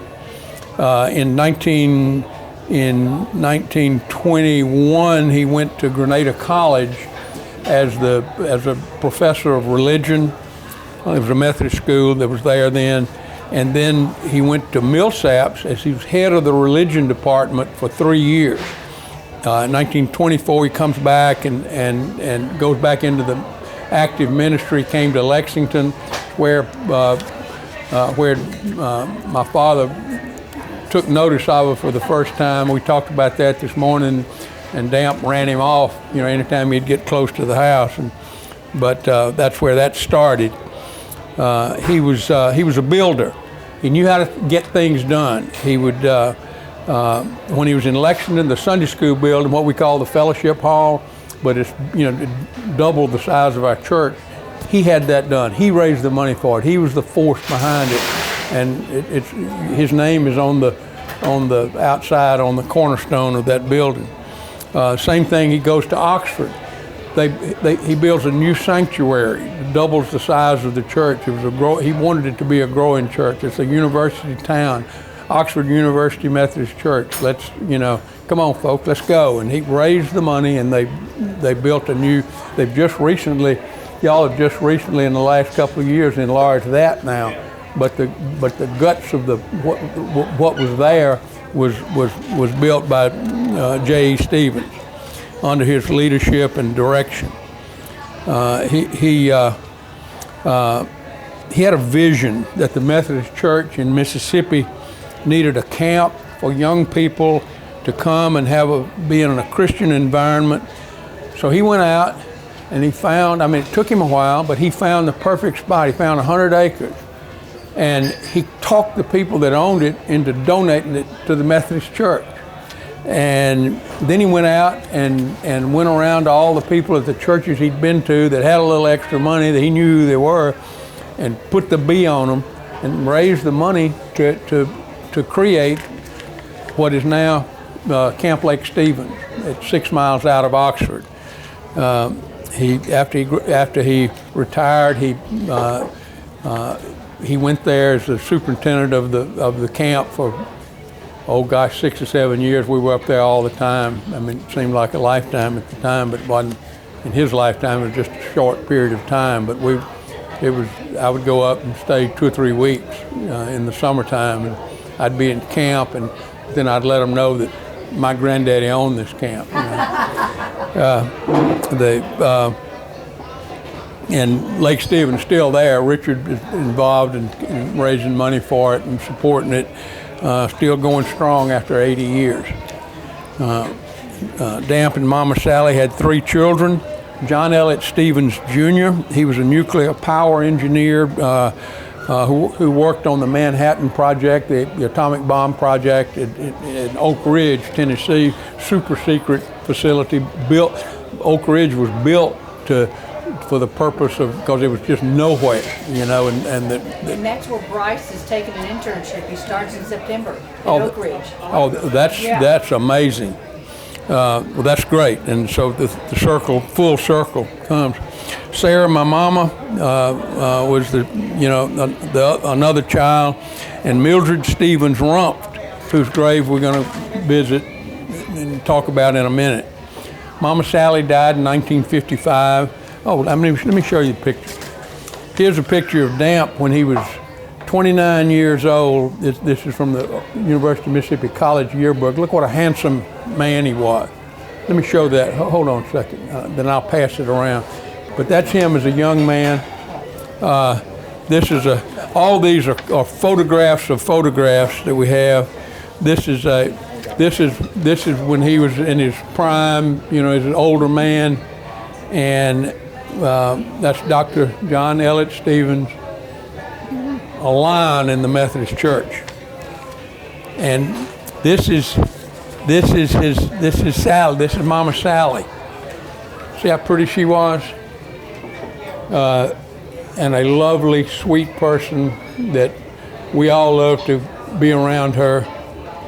And that's who you were named after, and that would be John Oliver and John Christopher. Yep, that's right. So Damp lived another 10 years.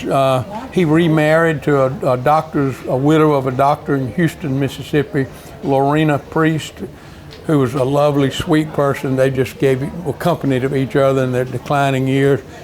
She would talk the ears off of Billy Goat, but we loved her, and she was still alive. In 1965, Damp died. He was visiting with us in Lexington. Died out in the West Room in his sleep. He and I had gone fishing just a couple of days before and caught some brim out at Lundy's Pond out beyond the Boulevard Street extension. Had a great time together. And so it was a sudden thing, it wasn't a long illness that he had. Okay, the next one we can get through we can do this, I'd like to, before we eat lunch. We right down from the Stevens grave is a similar marker for Mildred Stevens Rumpft. That's Mama's sister, and her husband Roger William Rumpft, R-U-N-F-T. Mimi, we called her. Like all the Stevens, she was highly educated, very smart, extremely well read, and funny, fun to be around. She was born in 1911, graduated from college at MSCW. At the end of World War II, she entered into the Red Cross. Germany was defeated, not only defeated, crushed, and it was people were starving to death over there by the thousands, and the Red Cross stepped in and she went over there. She met her husband Roger, who was doing the same thing. They were married in 1952 in Greenwood, where Damp had become the district superintendent, and they lived over in North Greenwood, just off of Grand Boulevard, and I remember going to that wedding. Thereafter, they lived first for years in Madison, Wisconsin, and later they moved to Shorewood, Wisconsin, which is a nice suburb on Lake Michigan, just north of Milwaukee. But he was doing the same thing at both.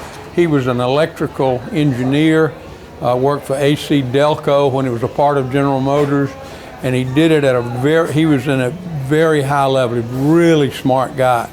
And he was, for example, the best example is he designed the electrical specifications for the moon buggy that they had, that the astronauts used on the surface of the moon, still up there. Probably, I guess for all we know, it still works. But that's quite a deal, and have responsibility for that. But it worked.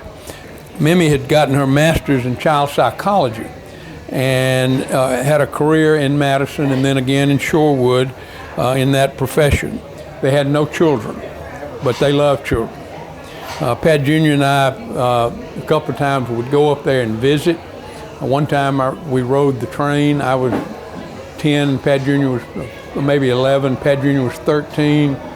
We took the city of New Orleans up from Durant, Mississippi, and Pat Jr. bossed me all the way up there. But thank goodness they picked us up in Chicago and I could get free of him for a while. We went back when Pat Jr. was 15.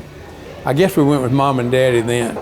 And Pat Jr. and I were sent out to get something, and we were driving the car.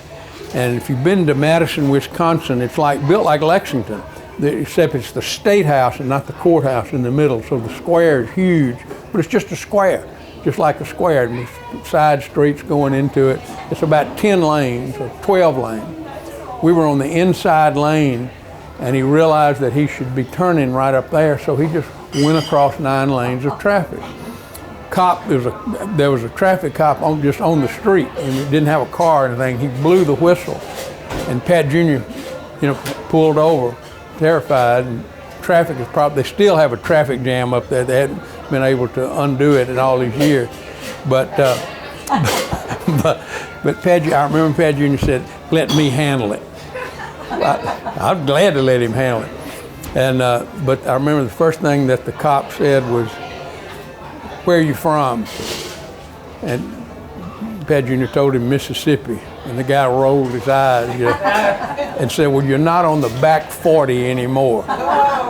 Said, "Where are you staying?" And he told him, said, "Do you think you can get home?" And Pat Jr. said, "Yes, sir." He said, "Go home and don't drive anymore in Madison." That's what we did. So anyway, he handled it well. Got us out of trouble. We loved when we were up there. Roger would take us fishing every day. And the great thing about fishing up there, you fish for perch in Lake Mendota, which is part of Madison, which is fun, and you catch a lot of fish. But the real fun was the night before you would catch the bait, and the bait were worms, but the night crawlers. And these weren't this ain't the worms in your garden. They were about this long, and they would come out at night into the grass on what they were doing. But Roger, we would go out and you'd have a flashlight, and you'd look around, you'd see them, and they were like snakes. And if you could get up on them and you grab them right quick, but they were so fast. Come on in. They were so fast that they would. You would miss them 8 out of 10 times. It would take a while to catch the night crawler. But it was anyway.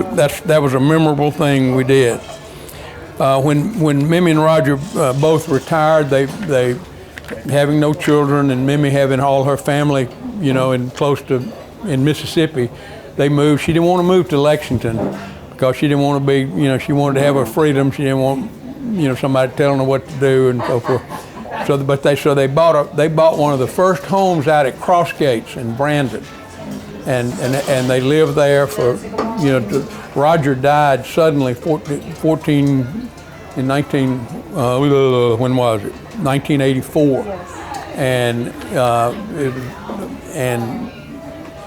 shortly, not too long after that, Mimi sold the place up there, and she just, it was I guess a few years, because she came in 1990. She moved to Lexington so she and Mama could have this great time growing old together. She hadn't been up there 2 months, and Mama was diagnosed with pancreatic cancer. Lived 6 months, and that was it. It was pitiful. Mimi was just really, she was adrift and sad. And Nancy Barrett, how many people will let your mother-in-law come live with you, or your father-in-law to come live with you? Nancy said, Mimi needs to come live with us. And she did.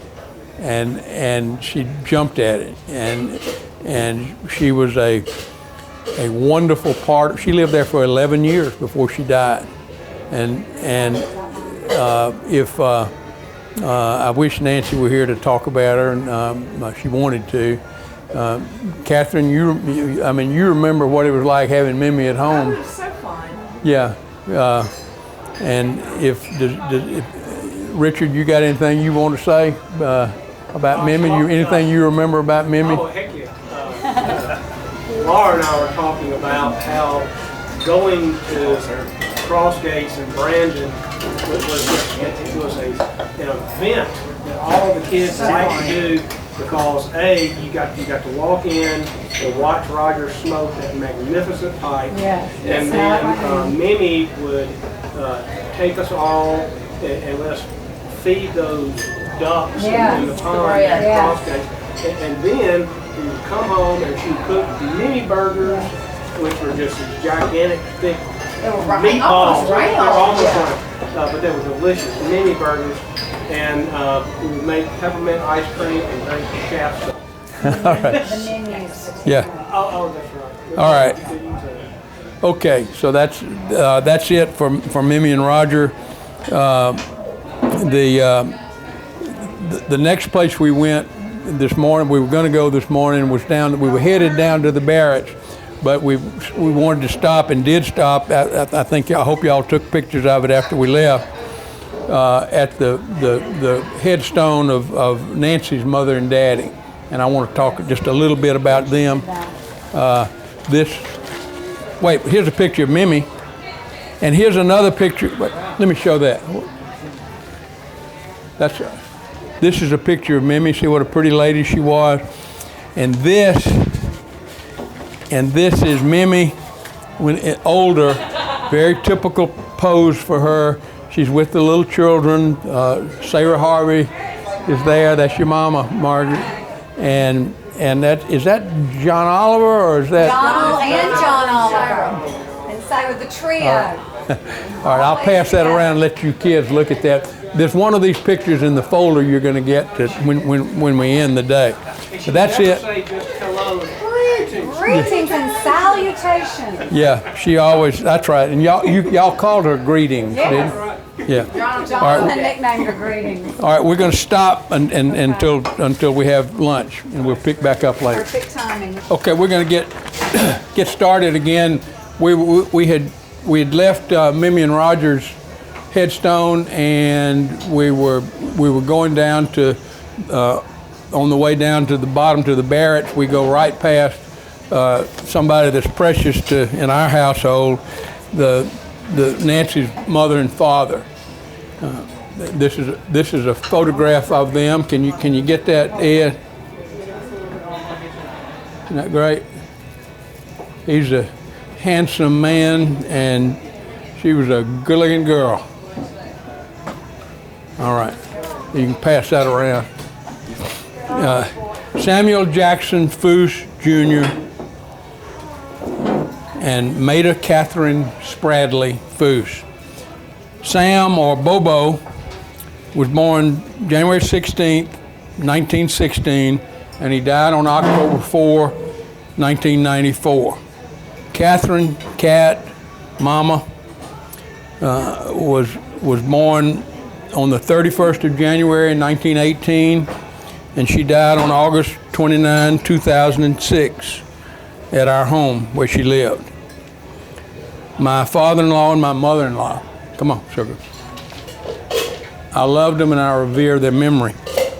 Bobo and Cat met in college. Bobo was tall, smart, really was good looking, and was both a star football player for Ole Miss, and this is an unusual combination for an athlete. He was also a star basketball player for Ole Miss. He was the tallest center in the SEC in the 1935 and 1936 season.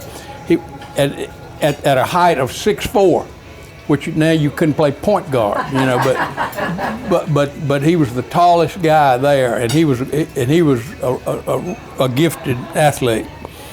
He was also, he played end for Ole Miss. He played one end. Barney Poole, the Ole Miss fans know who that is, All-American, played the other end. I asked Bobo one time, was he a good football player?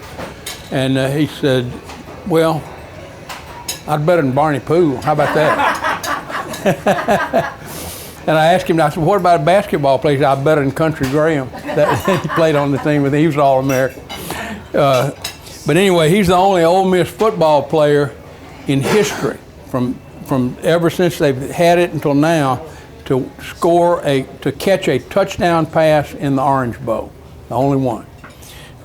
They played Catholic University in January 1, 1936, and Catholic University won 20-19, but Bobo made that touchdown pass. And Kat, well, she was the prettiest girl on campus. After college, and let me say this, neither one of them finished college. They were this was the height of the Depression. They couldn't afford it. The families couldn't afford it. And even though Bobo was on scholarship, they had to go to work. They had to go back home. Both of them were both families, by coincidence, were in the hardware business. The Spradleys in Alabama and the Fooses in Mississippi. And it was tough. I mean, the bankruptcies, and everybody was bankrupt. I mean, nobody had any money, and I'm going to talk about that this afternoon if I get a chance too. If the term "damn Yankees" is mentioned, it will be. If it's not, remind me.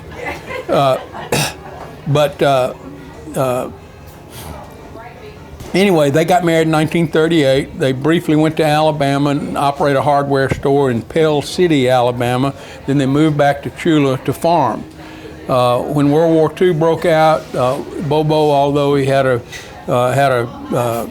child on the way and he was beyond the age that he could be drafted, and he was married, he joined the Army like a lot of that greatest generation did, and he wound up as a captain of an artillery battery in the middle of the Battle of the Bulge, where he won a Bronze Star for valor in combat.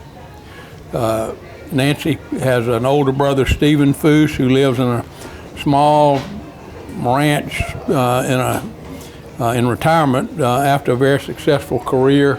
He lived in a small ranch in East Texas, close to Tyler, Texas. What's the closest town there? Yeah, okay. Yeah, but East Texas anyway. Had a great career as a soils engineer. Just recently retired for construction projects in Dallas. Nancy has a younger brother, Billy Foose, who lives in Dallas and is still having a successful career as a commercial real estate developer there in Dallas. Nancy's youngest brother is Don Foose, who's a successful attorney in Mobile, Alabama. All three of them have great spouses, and the children are better than they are. I love their children. Yeah, they're fun to have, and I'm proud to be an appendage to this rambunctious and funny and interesting family. 3 quick stories about Bobo. He was a very conservative guy. I mean, he was, he wanted put on his tombstone, Sam Foose, what his name was, when he born, when he died, and have his children's name. He wanted that. And then underneath that he never voted for Franklin Roosevelt.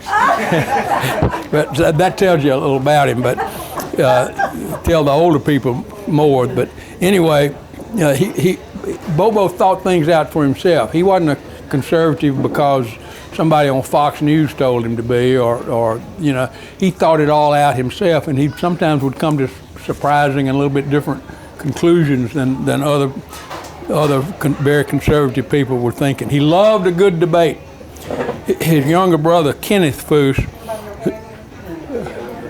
who was sort of, you'd say in Mississippi politics, he's liberal, but he's really kind of a moderate sort of a guy, thinker, was losing a debate with Bobo sitting around the dinner table one time at Thanksgiving. We were over there, and Uncle Ken finally said, "Bo, I concede.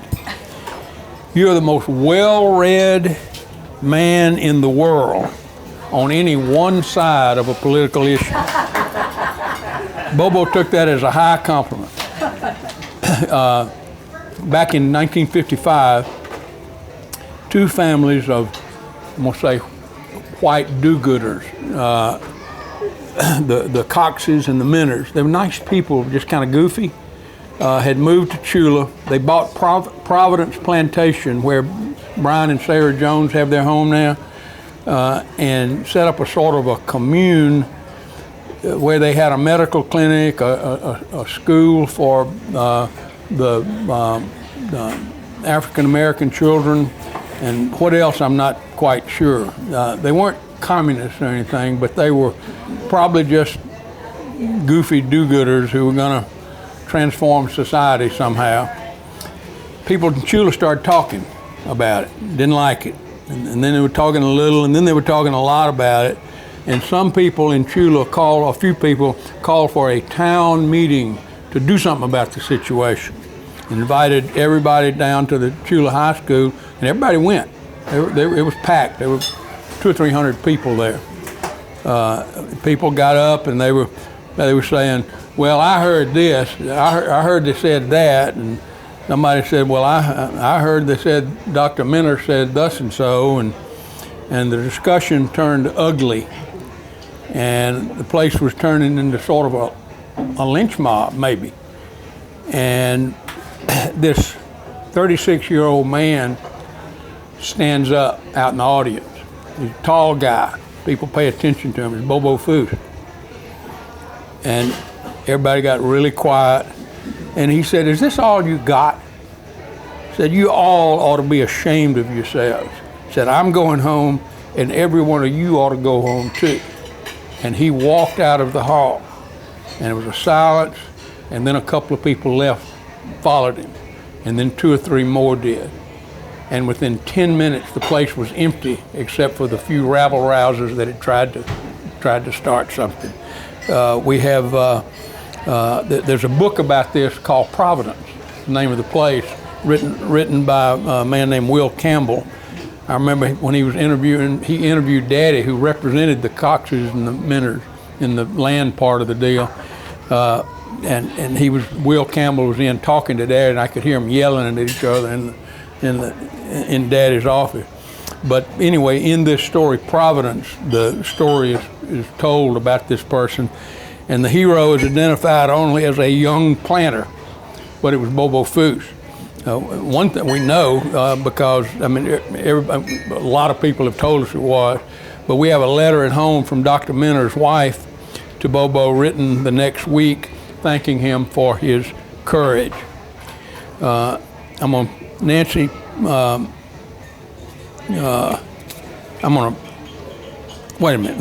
Let me. I've got one other thing to say, and then I'll turn it over to Nancy, because it's Bobo and Little Bobo. One day in 1962, not too long after Nancy and I started dating, Bobo took his daughter aside, and time to have a little talk here. And he told her, "Nancy Catherine, I better not ever catch you kissing that Don Barrett." Nancy, the acorn who did not fall far from the tree, looked her daddy right in the eye and said, "You won't." Not "I won't," but "you won't catch me." Bobo laughed. Nancy, it's all yours. Take the mic. You want to say something about your mom and daddy? My parents created a loving and godly home for my brothers and me, and I am forever grateful for that family that they gave us and that I grew up in. And I look forward to seeing them in heaven. Before we leave the Fooses and go downhill to the Barretts, I meant that geographically, not in any other. Nancy had one more story that she wanted to tell about her father. Well, I told you how wonderful my parents were. They really never fussed, except once. And my daddy couldn't go to church because he had a rep, and he had to wear a big brace for like 6 or 7 weeks. So the whole family went to church. Now my house was right in the middle between the Methodist church and the Presbyterian church, literally right in the middle. So mother and my brothers and I, and my grandmother who lived with us, went to church. And as soon as we stepped out of the sanctuary, this strange odor was wafting in the breeze. And we got closer and closer to my house, and Mother said, "He's done it. He's cooking chitlins." and so by the time, and she said, "He's cooking chitlins on Sunday morning between the Methodist Church and the Presbyterian Church." So by the time my mother got home, she was in a total rage. Do y'all know about chitlins? They smell bad. They smell horrible or awful. It's pig guts is what it is. And that's the only time I saw my parents fussing, because she stormed in the house. How could you do this on Sunday mornings when the Presbyterians and the Methodists are getting out of church? Right, and the Presbyterians looked down on the Methodists anyway. All right, here we go. We're going down the hill. And the first person we're going to talk about down there is sort of a hero of mine, William Oliver Barrett. John Oliver McGill, you're named for this guy and for his grandfather, for Oliver Barrett, that we'll talk about next. Is that who Bill is also named for? The Oliver, not the Oliver, but all the Williams, yes, certainly Bill. William Oliver Barrett and Mama Barrett. William Oliver was called W.O. Barrett. He was called Will, or mostly Mr. Will in Lexington. He was called Granddaddy Barrett to me and to Pat Jr. They died before the girls were born, before Sally and Mildred were born, or about the time Sally was born. William Oliver Barrett was born in 1870 in Edwards, in the middle of a vicious and vengeful Reconstruction period.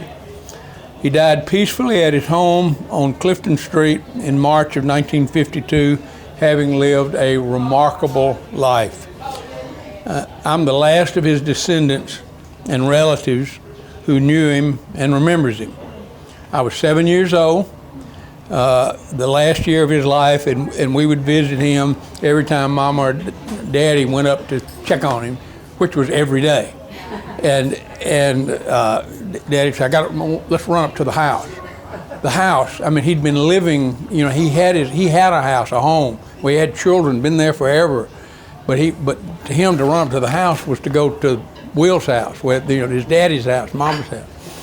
And so anyway, I would go up there, and I was there all the time, and I spent a lot of time with him. He was a kind man.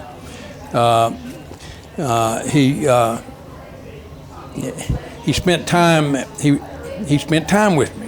He wanted to be with me, or he pretended he did, that he enjoyed visiting with me. He would sit in his chair in the living room where the big chair is now, Bill, exactly the same spot, maybe the same chair, I don't know.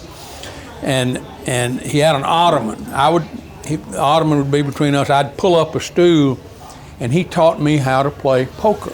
He really did. I mean, he taught me how to play stud and draw poker. Taught me the rules, taught me the odds, or he tried to teach me the odds. And I was good. I must have been, because I always won. I guess I was just lucky. I remember he smoked, of course. Everybody smoked in that generation. His two hands had nicotine. They were brown with nicotine stains. Very, very common for people in that era.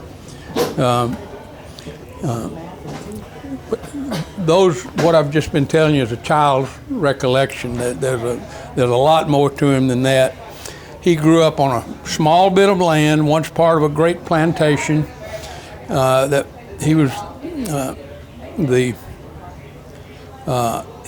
he was the second of 14 children that Thomas Hickman Williams Barrett had. We're going to go to Tom, and that's Tom Barrett, the Confederate soldier that we'll wind up at Edwards late this afternoon about. But He attended school in Edwards. Remember, this is Reconstruction, and nobody had any money, and there weren't much of a school, you know. But he went to school, such schools as they had. They were eking out a living. We're going to talk about that later on. When he graduated from school, he didn't go to college, but he did take a couple of business courses at Soule Business School in New Orleans. At the age of 25, in 1896, he moved to Lexington and went into business for himself as a retail merchant. In 1898, well, he started in 1896, but in 1898 he convinced Rachel Burwell from Ebenezer of the Burwell. I mean, they were powerful people and a wonderful family. And she was the pretty, the young daughter, and he won her heart, and they got married and lived together in Lexington until they both died. Granddaddy Barrett had no money really to stock his store with general merchandise, so he bought a train ticket to St. Louis and he went to a wholesale grocery company, and the grocery companies then sold other things. They sold, it was a general mercantile really, they called them grocery companies, but it was a general store. And he persuaded them to give him a line of credit and to stock his store so he'd have something to sell. His business boomed, so much in fact that within a few years the wholesale company that, his creditor company was willing to stake him to becoming a wholesale grocer on his own in Holmes County, and he became Barrett Grocery Company. Who's got you have it? The bottle. We'll pass it around later. I mean, he just did everything. He was in all these kind of businesses we're going to talk about in a second. One of them was that at his mercantile, he had his own bottling company with his own bottles. Barrett Grocery Company with a B on the bottom, little brown bottle. I guess he was going into competition. There was this new thing out called Coca-Cola, and he probably had the market in Lexington. Yeah, I don't know, but he. People have given to me over the years to find them out, in a junk pile or something and see it. But he did that. Let me explain how that worked. He didn't have any money. I'm going to talk about that later. So the wholesale grocery company because they realized that he would pay it back. He was going to pay it back. He was a good businessman. They would sell him all the goods he wanted on credit and send them all by train down to Lexington, Mississippi. There was a train depot in Lexington where the Mallory Center is down there now at the bottom of Beale Street. That was Barrett Grocery Company. That siding there was built so they could take the groceries take the products to sell, and he didn't have any money. But they charged him interest, of course. It was a loan. And then he would go to all the little grocery stores in every little corner, that transportation was bad then. People would come to town once a week or something, maybe, but they had to live, and so every crossroads had a grocery store, a small one. And the plantations in the Delta part of the county had what they called commissaries, but they were just stores too. They had families, maybe 100 families living on a single plantation, and those people had to live too. They had to have stuff, and so he would sell to them. They would sell to their customers. Now, their customers didn't have any money either. So Granddaddy Barrett would sell to these little retail establishments, and he would charge them a little bit more interest than they charged. And then those people, they didn't have any money, and they would sell it on credit to their customers who didn't have any money, and at a little bit higher interest. And then at the end of the year, picking time, cotton, the cash economy. The cotton would come in, they would sell the cotton for cash. The farmers would come in and settle up with the grocery store. The grocery store would settle up with Granddaddy Barrett. Granddaddy Barrett would settle up with them again. And it was because there was no capital in the South. That was an intentional thing. I'm going to talk about that later when we get out to Edwards. But anyway, Granddaddy Barrett, in spite of the Yankees, was able to save money, a lot of money for those days, which he invested in local businesses. Now, this picture of him taken in I had the idea that he came to Lexington, before I started doing all this research, that he came to Lexington, he went into the wholesale grocery business, he sold it before the Depression because he realized there was something coming, and then he opened the First National Bank. Knew nothing about what an entrepreneur this guy was. This is a picture taken in 1914, handsome young man. He's president of the Bank of Lexington, president of Barrett Grocer Company, president of Lexington Business League, but there's more. Here, I found this in Daddy's drawer. It's an old Bank of Lexington letterhead, but it's not, he just got that out and used it. He typed a contract, he was buying some land. But if you look at it, the Bank of Lexington, this is 1914. The Bank of Lexington, it's got here W.O. Barrett, that's him, president. E.F. Noel, vice president. E.F. Noel was the governor of Mississippi. He was and lived in the house that Janice lives in now. Only governor of Mississippi ever to come out of Holmes County. And Stephen Burwell who's his young brother-in-law, was the cashier of the bank, but his name is on there. Stephen Burwell, to show you what the intellect and the power, I mean, what kind of people these were. Stephen Burwell, working for his brother-in-law, goes on to found First National Bank of Jackson, which becomes Deposit Guarantee Bank, which becomes Regions. Which now it's a $200 billion bank, and it's founded by cousin Steve, or brother-in-law Steve to him. But that's the kind of people in this family. And this contract is selling the land. It's being sold to Barrett and Burwell Land Company. I mean, that's another deal they were in. So, and here's another one.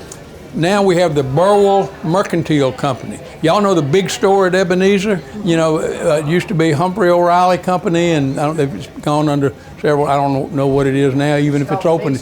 Yeah, this is the big store, huge place down there, general merchandise store. In 1914, the Burwell Mercantile Company, guess who the president was? W.O. Barrett. Brooke Burwell was the vice president. B.W. Humphrey Sr., that's Bubba Humphrey's father, was the vice president, and also on here is Steve Burwell. Steve Burwell was the father of Mary Yerger and Brooke Burwell, two girls. Both of them were nutty, sweet as they could be, but nutty as a fruitcake. Steve Burwell, they had a beautiful home in Ebenezer, and Mama Barrett was a great artist. She really was good. And when Steve Burwell, once he founded the bank, moved to Jackson. He was in business there, but everybody loved Ebenezer. He kept his home there, and he would come back on the weekend. Well, he died suddenly, and the daughters sealed up the house in Ebenezer, and his clothes were out. It's the weirdest thing you ever saw. I mean, it was like you could go right into it, and he could go in there and brush his teeth. In fact, there's probably a toothbrush in there. I mean, everything, and they just sealed it, and they never went back in it. I was told that story by, I don't know, Daddy or Will or one of them, and after I was young, married back in Lexington, I wanted to see it, so I went down there, and they had Brooke and Marion Yerger had a man that watched over it for them, and so that it was in good shape, but you just on the outside, but you didn't know what it was on the inside. I went up and forced the door open and went in, and that's how I know what was inside. And among the many beautiful things that were in there were numerous paintings by Rachel Burwell in the 1890s, my grandmother. I got two of them, the two I thought were best and biggest and prettiest, and I stole them. I mean, I didn't steal them, I preserved them. And the story's not over. I took them home, and I cleaned them up and showed them and gave them to Dad. I got a present for you. He said, "Where did you get those?" He knew what they were. He knew where they were. And I said, "Well, I went down to Marion Yerger and Brooks' house, and the door was open. It kind of was. And I went in, and that house is just going to fall in on them. You take them back right now." In fact, he wouldn't let me take them back. He went with me to make damn sure that I took them back. And we did take them back and put them right where they were, walked out, closed the door. 25 years later, the house fell in on them, and they've gone. Everything. But anyway, that's that interesting little sidelight. Huh? Oh, do you really? That's so cool. Anyway, I don't know the date, but sometime in the mid, maybe 1920s, in the 1920s is all I know. The Roaring Twenties. Our grandfather, Bill, began to think that there was something crazy about what's going on in the country.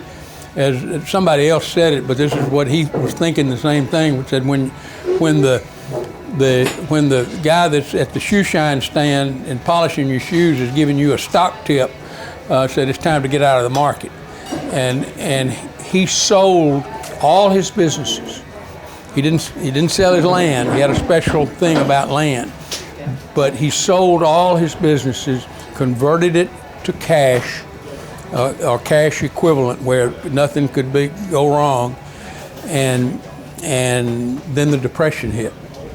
The Black Friday, the country went broke, and he was the only guy in Holmes County that had any money, and he had, relatively speaking, quite a bit of it. He used it to found, with the Burwells who had money because of him at that time, to found the First National Bank of Lexington, which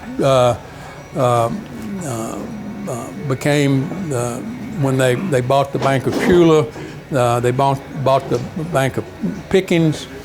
It became First National Bank of Holmes County, a bustling, growing institution that later merged with Bank Plus back in Bank Plus earlier years, and those of us that had stock in it, it became Bank Plus stock. I'll get it. Don't worry about it, honey. Granddaddy Barrett retired, and let's see if I've got a picture. This is Granddaddy Barrett standing at the door of First National. I think this looks like a picture that Will would have taken. That it's standing at the door of the First National Bank, looking out on the square. You notice that it was a corner location. Corner store on the square. All the businesses on the square, if you notice, they had a catty corner. They were catty cornered to the square.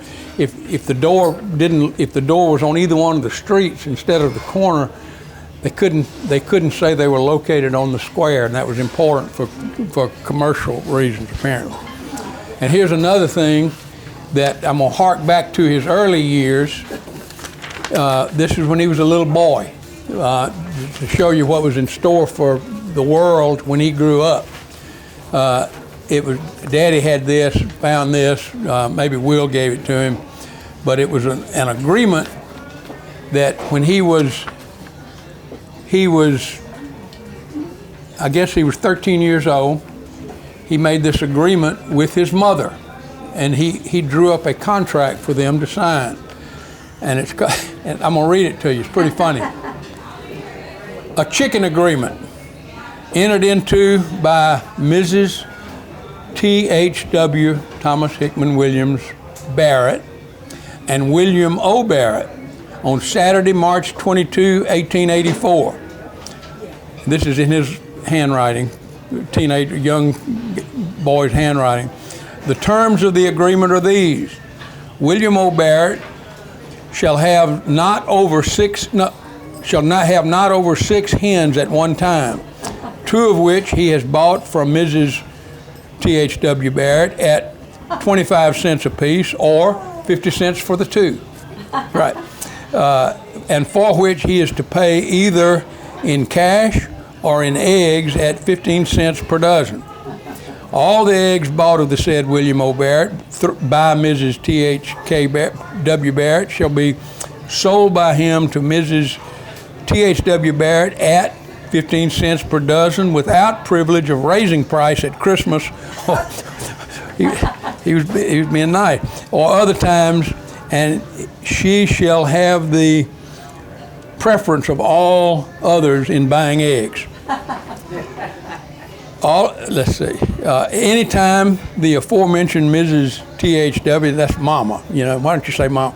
Mrs. T.H.W. Barrett wishes to rent a hen for setting and raising chickens from William O. Barrett, he shall agree to the same on being paid the sum of 10 cents. Whereas the said chicken agreement entered into by the parties above mentioned shall continue for 6 months, and at the end of that time, if Mrs. T.H.W. Barrett wishes William O. Barrett to withdraw from the agreement, he shall do so. I bet he will. And shall sell or otherwise dispose of all of his hens. During the 6 months that the chicken agreement shall last, William O. Barrett shall neither raise nor own any other poultry whatsoever. That was signed by the 2 of them, and it has witnesses in the presence of M.G. Barrett. That's Mary Gus. That was the oldest child, Kate Barrett, and Tom Barrett.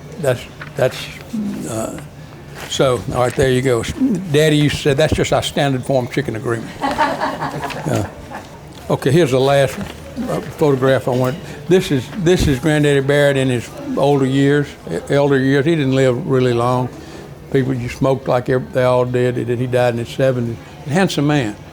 And I'm telling you, he was the guy in Holmes County in his lifetime. Buried beside him is Mama Barrett. To Pat Jr. and me, Rachel to everybody else. They had married on October 26, 1898. They had 4 children. They had 5 children, actually. Olivia Burwell Barrett, my aunt and Annie's grandmother. Rachel Burwell Barrett, we'll talk about in a moment. William Burwell Barrett. Notice all the Burwells. Burwells are a big part of the Barrett family. William Burwell Barrett, Bill's dad. Pat Montgomery Barrett, Pat Jr.'s father and namesake, or name for him. Thomas Richard Barrett, Uncle Dick, and we'll talk about them in a minute, for whom Richard Barrett is named. And lastly, Lewis Burwell Barrett. I'm sorry to say I don't have a picture of Mama Barrett with me. She died only a few months after Granddaddy Barrett. I remember her. She was in the bedroom downstairs, off to on the south side of the east side of the house, Bill, where we walked through the other day to get out where the photographs were. That was their master bedroom at the time, and I never saw her out of that bed. It was the last months of her life. But she was always sweet, and she'd want me to come sit on the bed with her and talk to her. and she was pretty, even, you know, had a lovely face even at that time. I remember, we had to go to the house to see her, the house. I remember her being sweet and kind, as every single one of her children were, which speaks volumes to her Christian character. In addition to successfully raising these children and being the wife and helpmate of probably the most successful businessman in the county, Mama Barrett was a gifted artist, and I've told that story. We've talked about Pat and we've talked about Will, those two children. The others are buried down there with them, and y'all saw that this morning. The first one I want to talk about is Olivia Burwell Barrett. Again, Burwell. She's born, that's Annie's grandmother. Born April 10, 1900. Married on November 25, 1922 to Dr. Ed Linfield, a physician in Gulfport, a thriving medical practice. They had a lovely home on the beach, 1012 East Beach. It was all, I couldn't remember when I was writing this down whether it was Gulfport or Biloxi. It was right on the line. But it was, had a Gulfport address. They had two lovely daughters who were my first cousins, and Pat Jr.'s first cousins. Ann Burwell Linfield, born in 1922, and Mary Barrett Linfield, born in 1926. Dr. Linfield tragically died in an automobile crash in the early 1930s. I think I remember 1932. I couldn't find the date, but it was when those children, very, very young. Olivia never remarried. She got a job as a secretary at Keesler Air Force Base. Eventually became I think the top civilian assistant to the commander of the base, and she worked there at Keesler until she retired, living at that home at 1012 East Beach and raising those pretty, do we have that? Yes, I'm gonna get you a better one of these, but this is, I'll pass this around. You can hardly see it. We'll get something better, Ed. But these are lovely girls. You can tell they are. That's Ann is on the right, and that's Mary. That's your mother on the left. And you see how pretty they are. Y'all pass that around.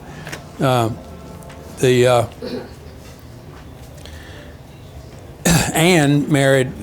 We talked about it a little last night, O.L. Petty Jr. in 1945, and they lived in Belton, Texas, the remainder of their lives. O.L. was a nice guy and a funny guy, big talker, Texan, typical Texan. In the business of selling desks, school desks, and other equipment to schools all over Texas. They have 3 children. Your cousins, Gene, David, and Stephen. David Petty was, he and I did some business things together early on. I hadn't heard from him in years, but they're fine people. Olivia's other daughter, Mary Barrett Linfield, married Ed Harpole in 1947. You need to know a little about Ed Harpole. He was an American hero, a big part of the greatest generation that saved us from, saved our freedom in World War II. Ed graduated from Ole Miss, I think just before World War II. He joined the Navy right after Pearl Harbor and served as a flying officer for the Navy for the next 25 years. During World War II, he was a Navy pilot in the Pacific. He won a commendation for flying a float plane to a Japanese-held island and rescuing trapped American, I think they were Marines, but they were American fighting men. He flew the B-29 bomber, and General Curtis bombs away LeMay's campaign to reduce Japan's ability and will to fight in 1944 and on through 1945, flying the B-29 bombers. They first flew them before Curtis LeMay. The commander flew them at 32,000 feet, where you couldn't. The Japs couldn't do anything. They couldn't do anything about it, but they couldn't hit anything from that distance. And it was just not effective. They were on oxygen. You'd freeze to death, but you'd have to have these thick clothes on and stuff because they didn't have, it was unpressurized planes. But anyway, so Curtis LeMay took over, and he changed the tactics. We're going to now go in at 5,000 feet. I mean, just right on the deck, kind of where they could, but they would do it at night, and they completely, and the Japanese could not contend with it, they did a lot more damage than the atomic bombs did at Nagasaki and Hiroshima by far. They did the same thing to, 200 cities in Japan, just wiped them out, and he was a part of that. He flew bombers over Korea in the Korean conflict, Korean War. Post-Korean War, he flew U-2 spy missions over Russia. He was the only Navy pilot ever allowed to fly a U-2. That was an Air Force plane. They were very jealous about it, but he was so good. He was so good that he was allowed into that program. That program stopped when they shot the Russians. Finally got a missile or something that would shoot them down. They were flying at like 60,000 feet. Anyway, Mary and Ed had 3 children: Mary Burwell, Mark Lester, and Rachel Ann Hatchett, Annie, here with us today. I'm going to tell you 2 stories about Olivia. In 1969, July of 1969, there was a little disturbance in the Gulf called Hurricane Camille. Until Hurricane Katrina happened in 2005, it was the worst natural disaster ever in the Gulf of Mexico. I mean, as far as the loss of property and 200 people were killed on the Mississippi Gulf Coast. Olivia, remember what I said, 1012 East Beach, they were on the beach. They had, nothing separated them except the Highway 90, which ran right along the coast. You'd walk across the street and be on the beach. And she was going to ride it out. Daddy called her up and fussed at her and said, "You can't do that. You have to." She finally talked her into going over to a friend's house on the other side of Biloxi. When then the hurricane hit, she was safe. We got down there the next afternoon. We had to get a special pass from the National Guard to get in, but we did. We took things to, help, get her stuff, and there wasn't any stuff. There was nothing there. Where the house was nothing. On the property, we found 2 silver spoons. After looking for a long time, it was Pat Jr. and Daddy and me. We found her house only because she had a red car at the time, and she'd bought herself a fancy red car, and you could see that car sticking out of the sand dune and out of the, and that was where the house was, I guess, but it was nothing. It was smashed to pieces. We got those 2 spoons, and we turned around and went back home. Daddy told her, "Well, we got this. It really wasn't anything much there." She said, "Thank you." Olivia never asked another question about it. I guess it was so traumatic. She never said, "Well, what the rest of the house look like, or what are the neighbors, or how does it look now?" Nothing.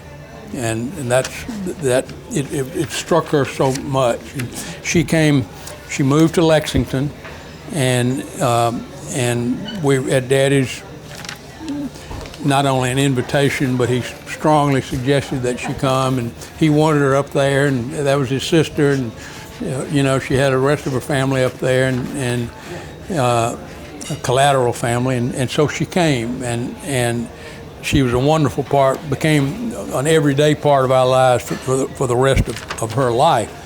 Last story about Olivia. I went to see her Christmas time, 1984. I think it was 2 years before she died. And pretty as ever, we had a great visit. And I asked her, I said, Olivia, if you could be any age, if you could, the bank had done really well. She owned bank stock, and she didn't have any money, had no money problem. I said, and they'd always struggled down on the coast. And I said, if you could be any age you wanted to be, and knowing what you know now, having the money that you have now, financial situation you have now, what age would you like to be? And she laughed at me. She said, are you crazy? She said, Don, I have just about run my race. You know what a horse races are like? You run around the track. Well, I've run around that track, and I'll tell you, my life has been rewarding, but I've had a pretty tough time. It hadn't been easy for me a lot of times, but I've run this race, and now I'm all the way back around. I guess you'd say I'm in the back stretch, but I can see that finish line. You think I want to go back and run it all over again? Are you nuts? and it was a great statement of faith on her part. She didn't fear meeting the Lord. I mean, she knew where she was going, and that was to heaven. So anyway, I love that story about her.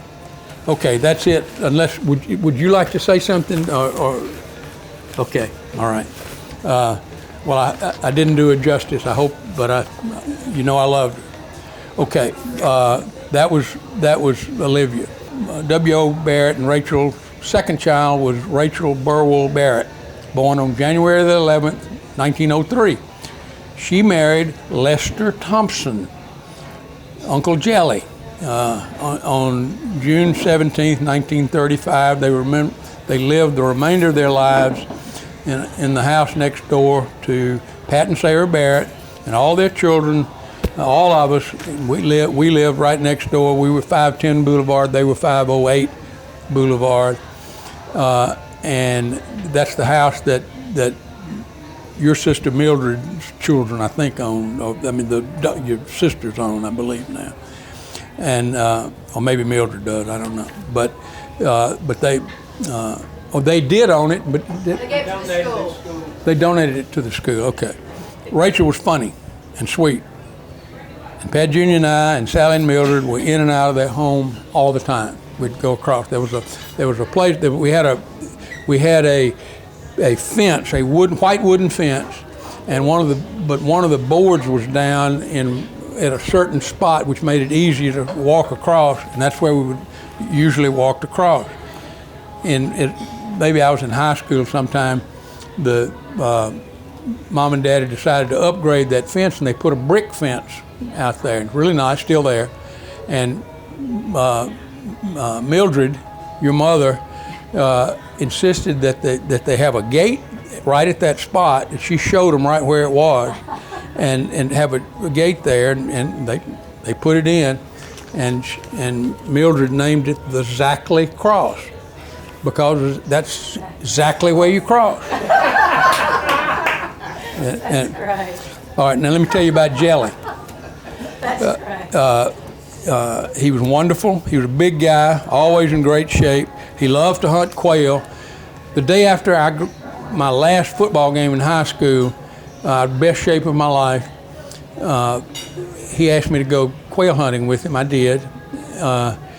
He gave me the first shot all day, and then he would, if there's anything, he'd clean it up. I killed 3, and he killed 16, and he never stopped walking.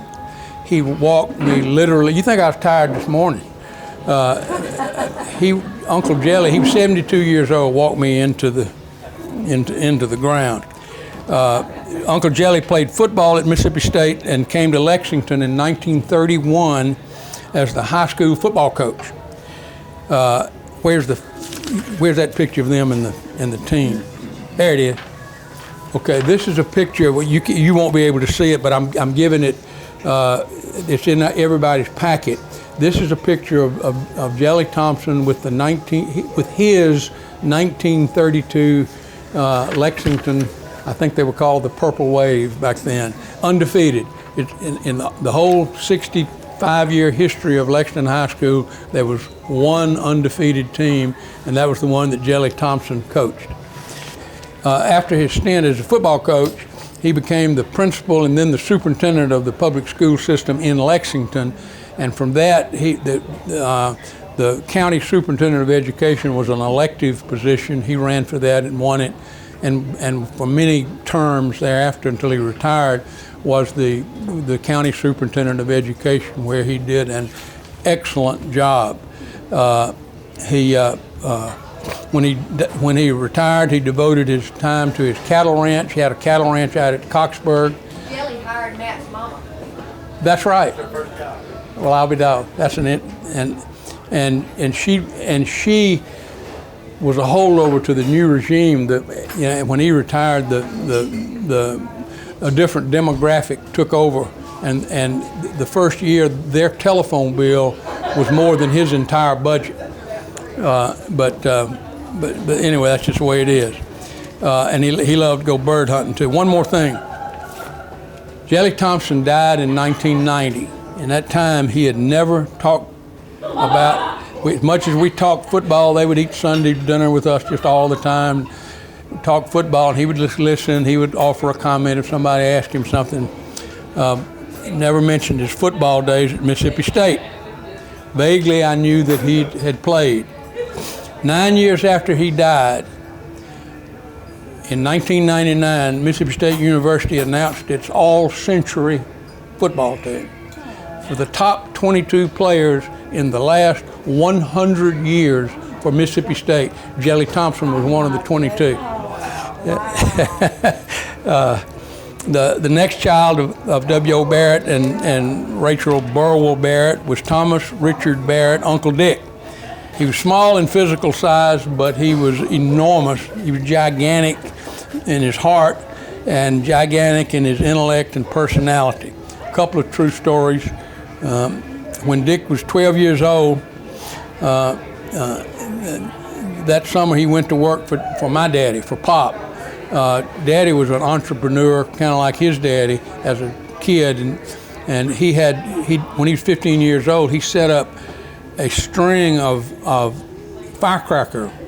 fireworks stands around the 4th of July all over town, and he sold them, and he hired young people younger than him to work the stands, and he made a lot of money at it, relatively speaking.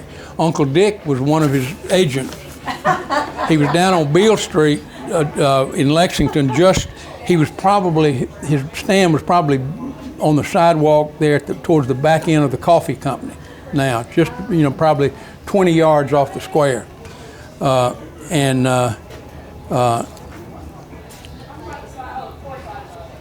anyway, so what happened? This guy comes up named Hubert Hokert.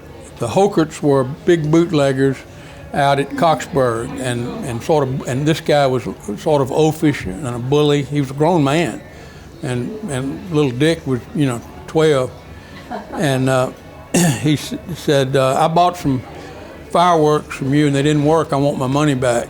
And Dick said, you didn't buy them from me. You're not going to get any money back. He said, I want $1 back. He said, I am going to get it back. And he apparently had bought them somewhere else. I don't know where he'd got them. But anyway, Dick said, you didn't buy them from me and I'm not giving you your money back. The guy said, you'll give it back to me or I'll beat you up or whatever. And Dick said, no, you won't do that either. And by this time, the city marshal sees what's going on and starts yelling, Mr. Hokert, stop, stop, stop. Don't move. Dick had a .45 revolver. He's 12. He was fixing to blow him to kingdom come. True story. Daddy told me that story. All right, that's... Yeah. So, all right, the next summer, Dick was 13, and he and Fred Petty's brother, I can't remember his name, he was the same age, they read or heard about, or somehow or another, about a revolution in Nicaragua. Sounded very romantic. and they decided to run away and join the revolutionaries in Nicaragua. 13 years old. Gravel roads to New Orleans. I mean, but they got caught. But where they got caught, they were in the hold, the cargo hold, hidden in the corner of it in the back, on a banana boat headed to Nicaragua. They were still in port, and somebody heard them or something down there and caught them and sent them home. That's Uncle Dick. The next summer, Dick was 14. On his own, he took a notion he wanted to see California. Well, Fred Preddy's brother wasn't interested in going, whatever, and no problem. Dick went by himself. Didn't tell anybody he was going, ran away. He took off for California. After about a month of enjoying California, he sort of realized that maybe I ought to let Mama know I'm okay. So he called home, made a collect call home. Mama Barrett begged him to come back, and so he said he would. She asked him, did he have enough money to take the train? Yes, ma'am, he said. He had $2. About a week later, he showed up back in Lexington. He still had the $2. He had returned home the same way he went out there, hopping freight trains like a hobo, and sleeping at hobo camps. And they'd give him food at these hobo camps and made it back. He's fine, glad to be home. Dick did not attend a university, but he did go to Soule Business School for a year, and then he became a distributor of Texaco gas and oil in Holmes County. His operation was down where Sunflower Food Stores is in Lexington now, down the hill, and that's called Depot Street. World War II broke out. Dick joined the Navy. He saw action the whole war aboard the USS Charles F. Hughes, a destroyer, mostly in the Mediterranean, I think it was. Bill, I think you know more about this than I do. He was at Anzio, and tell about. Would you get up and tell about that? Come back here with where I am, so you can. Anzio was the beachhead before we invaded Europe, France. The British were just, we've got to do something, and Stalin was saying you got to open a second front. So we sort of compromised, and we attacked Italy down in the southern part of Italy, and under General Mark Clark, who was a terrible general, and it caused a lot of people to get killed. It was a tough, bloody fight. But anyway, yeah. All right, come right here so you. All right. Could I go back to Rachel? Yes. Just a minute. I guess it was in the 1970s, 80s, when certificates of deposits were very popular. They're not popular now, but they were popular then. My daddy and I visited her, and she mentioned that she had CDs. And Rachel, some of you may remember that she kind of shook. A little nervous, but kind of shook. And so she said something to the effect, I have CDs. And my daddy said, I don't have any CDs. And she really began to shake, and she said, you don't like CDs? And my daddy said, no, I like CDs, I don't have any money. But Dick, my dad told me several things about Dick. He was walking down Clifton Street, 12 years old. A man stopped and asked him, where are you going? He said, I thought I'd step down to Florida for a few days. And my daddy told me that when he was gone, Ms. Barrett would put a empty plate on the table because she never knew when he might show up. But the day after Pearl Harbor, he walked into my daddy's office and said that he was going to join the Navy, but what he said, how he told my daddy was, he walked in and said, I'll see you some more. And he served on the destroyer, and at Anzio, at Anzio, he was the chief fire officer on the destroyer, and he gave the coordinates to those who fired I think the 5-inch guns, and they scored direct hits on 6 German tanks. And my daddy said, never mention that to Dick, because it always bothered him that he killed all those men. If there were a crew of 4 times 6, and so I didn't, but it bothered me that Dick, and I guess he never gave himself credit, because he may have saved the lives of 100, maybe 1,000 American soldiers, but he just focused on that. And he was in Tokyo Bay when General MacArthur and the others signed the papers ending World War II. And one thing I mentioned again, I think I mentioned this as well. I think Dick probably had, of all of his brothers and sisters, I think Dick probably had the saddest or the hardest life of them all. I think he was probably more sensitive than anybody else, than his brothers and sisters. And when Lewis Burrow Barrett died, he took the body down the back stairs of the house so Ms. Barrett would not find the body. And then he and Cargill had one son who was stillborn. And it seemed to me that it seemed like death seemed to be more around him than anybody else in the family, and yet at the same time he may have been the most sensitive of any of the brothers and sisters. That's a great story.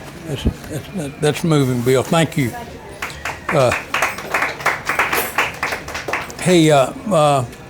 One thing, and I know a story that I know about. They were off the coast of Marseille in 1944, shelling German position, and in the afternoon, the German planes that they had in that area would attack right at dusk. The sun was right or something, but they would expect them late in the afternoon, always come and be a battle. And one time a bomb hit pretty close, didn't do any major damage, but there was shrapnel all over the deck. It was titanium scrap. And Dick fashioned, he was an artist. I mean, he was really an artist. He fashioned a letter opener and sent it to Daddy, to Pat, and it said, presented by Adolf, Charles F. Hughes, something in 1944, the date in 1944. And Daddy kept it on his desk until his whole life, except for 2 days in 1954 that I'll tell you all about later if I get up my nerve. But we got it back. Everything's okay. So that's the story of the letter opener. I don't know where it went. I figured, oh, good for you. Keep it. It is so, I mean, that's and pass it down. Make sure your children and your grandchildren, I know that your grandchildren know what it was and whose it was. It's not a trinket, it's something else. Dick was the only person strong. He was in really good shape. He was a relatively small person. He was the only person on the Charles F. Hughes who could chin himself with one hand. And he could do it indefinitely. I mean, he could just do it until people got tired of watching him. And which was pretty impressive. After Dick and Will whipped the Nazis, Dick came home and he and Will went into a farming partnership on East Bank Plantation, about 5 miles north of Chula on Highway 49, a Delta plantation.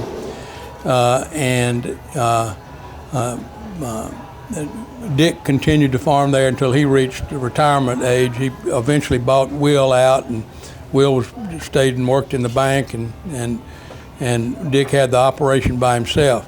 In 1952, at the age of 38, Dick married Cargill Howard from Durant. They were devoted to each other for as long as they both lived. They had one child who died one day after his birth, and it says baby boy. Barrett. Very sad. I think that always had something to do with their love of children, and they were. Let me read you some. This was on Facebook about a month ago, from Vivian Stevenson. She was one of the neighbors. They lived in what they call, Richard and all of them lived in what we call the neighborhood. It's where all the bunch of children, and they played every day. And Dick's front yard was their sports field. I mean, they played football there and everything every day. But here's a picture of this is Dick and this is Cargill. This is another little bad picture of them, but it's them smiling. And she put on Facebook, two of the most precious people, Dick and Cargill Barrett, this was just a month ago, were such an important part of our childhood. Dick kept our skates gliding, built us stilts in his workshop, and walked the creeks with us looking for petrified wood. Cargill always had homemade cookies and cold drinks, bandaged us up when we got a scrape, and gifted us Maytag blue cheese every Christmas her entire life. Dick was Steve's, that's her brother, hunting partner and best man at his wedding. The father had died. Cargill sat next to me during my father's funeral with her arm around my shoulder, stroking my hand in comfort. She still holds my heart today. We love them so. Isn't that a nice tribute to somebody you're not kin to? And no, they don't.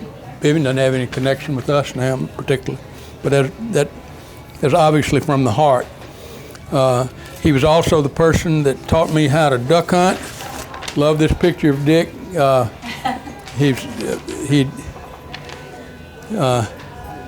Hold it up for camera to see. I killed my first duck in a blind with him in 1957 when I was 12 years old. Shot him on the water with a .410 that he had given me. I was scared to death I was going to miss. But Laura, Richard, any of y'all want to add anything about Dick in the neighborhood? His little shop where he would put these little trinkets together, paperweights and stuff. He had an amazing talent to be able to do that. My first pair of roller skates he made. Yeah, he was, roller skates. yeah. And I still have a necklace that he made for me when I was 12 years old. So, the door was open for all of us. And anybody could use his tools. He would let anybody except me. He did for a while, but I said, I need to borrow a hammer. He said, no. I said, why not? Why? He said, because you don't bring things back or you tear them up. So I guess he sort of had the goods on me, but That's where your brother got that. The last child of Will W.O. Barrett, my grandfather, and Rachel Burwell Barrett, was Lewis Burwell Barrett, and that's what Bill was just talking to. He was born on May 4, 1917. At that time, the house was not it. They didn't live in where Bill lives now, which everybody calls the Barrett home, built in 1851 or something like that. But it was at that time they lived on North Street, about 100 yards south of the intersection there of Clifton and North Street, and just right at the corner of Pickens Street and North Street on the south side of the street there, up on the hill. Right now, Fannie Mae Cothran lived over to the right, and that house, and there was a big two-story house there. The back of it was kind of where Jack Yates's house that they had was later on. In November, Bill was alluding to this, in November of 1918, there was a worldwide flu epidemic breakout, which became an epidemic. Started among the U.S. troops in America that were going as replacement troops for post-war, started at some base in Kansas. And they got over there, and they were all infected and didn't know it. And they were at this, people were coming and going. Most of the soldiers were coming home, and they came home to 1,000 different communities, and every one of them were infected with flu, and they caught it. And same thing. The French soldiers did the same thing, you know, and everybody did. The British soldiers, and it was a worldwide epidemic. It was more like the Black Plague, the Black Death in the 1400s than it was this COVID thing, which was nothing compared to what happened in 1918 to 1920. It was about 2 years, and so no vaccine. Millions of Americans died.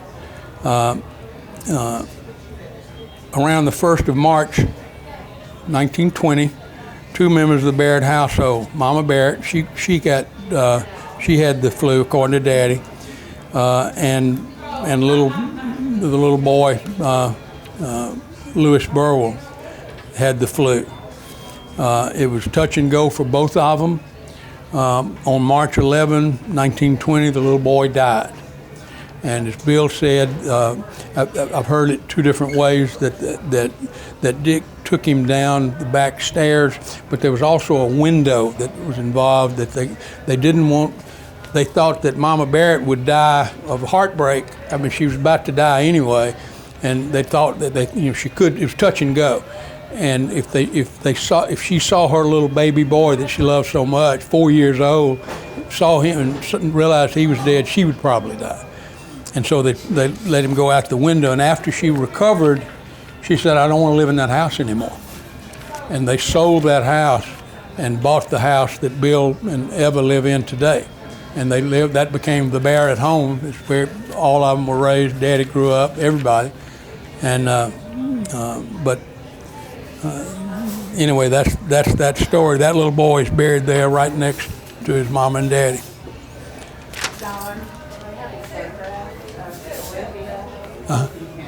Oh, do you? Okay, I'll tell you what I'll do. I'll put it in the package. I'll send it. What I want to do, if y'all listen up, Richard. What I want to do is to one of y'all to come up with an email address list of everybody that's here that would like to be on it. We can talk about some of these things, and you know, if you want to update something, we can send those photographs, and it might be a good way, a family.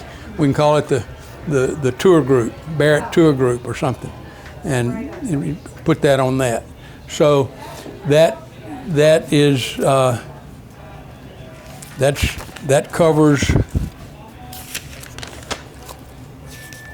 Oh, let's see.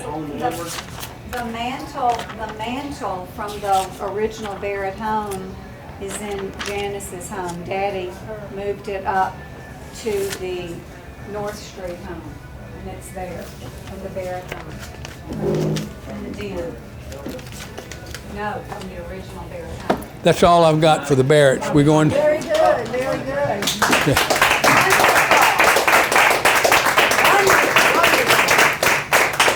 Thank you.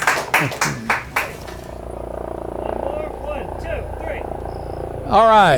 Gracias. Okay. We're now finished with the Lexington Cemetery, and we come now to the as far back as we go in Mississippi in generations to the gravesite of Oliver Perry Barrett, named after his mother's father, Oliver Perry Walton. He was the son of Don Carlos Barrett and Lucy Walton.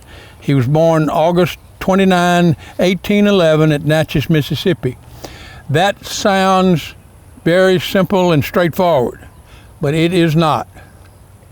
There's a huge backstory here that has to be told before we go any further.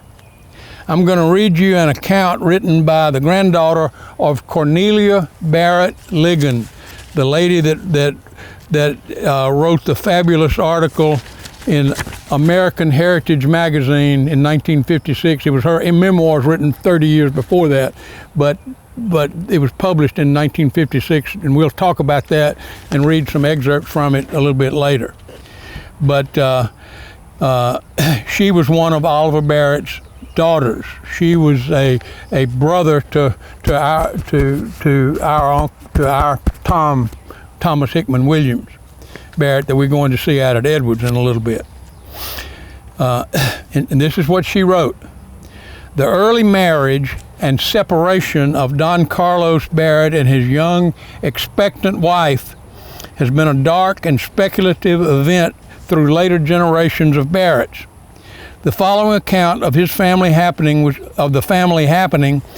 contributed by Mary Nicholson. It is a part of her Aunt Elizabeth Barrett's memories, as Elizabeth Barrett knew personally the children of Oliver Barrett, Lucy's son.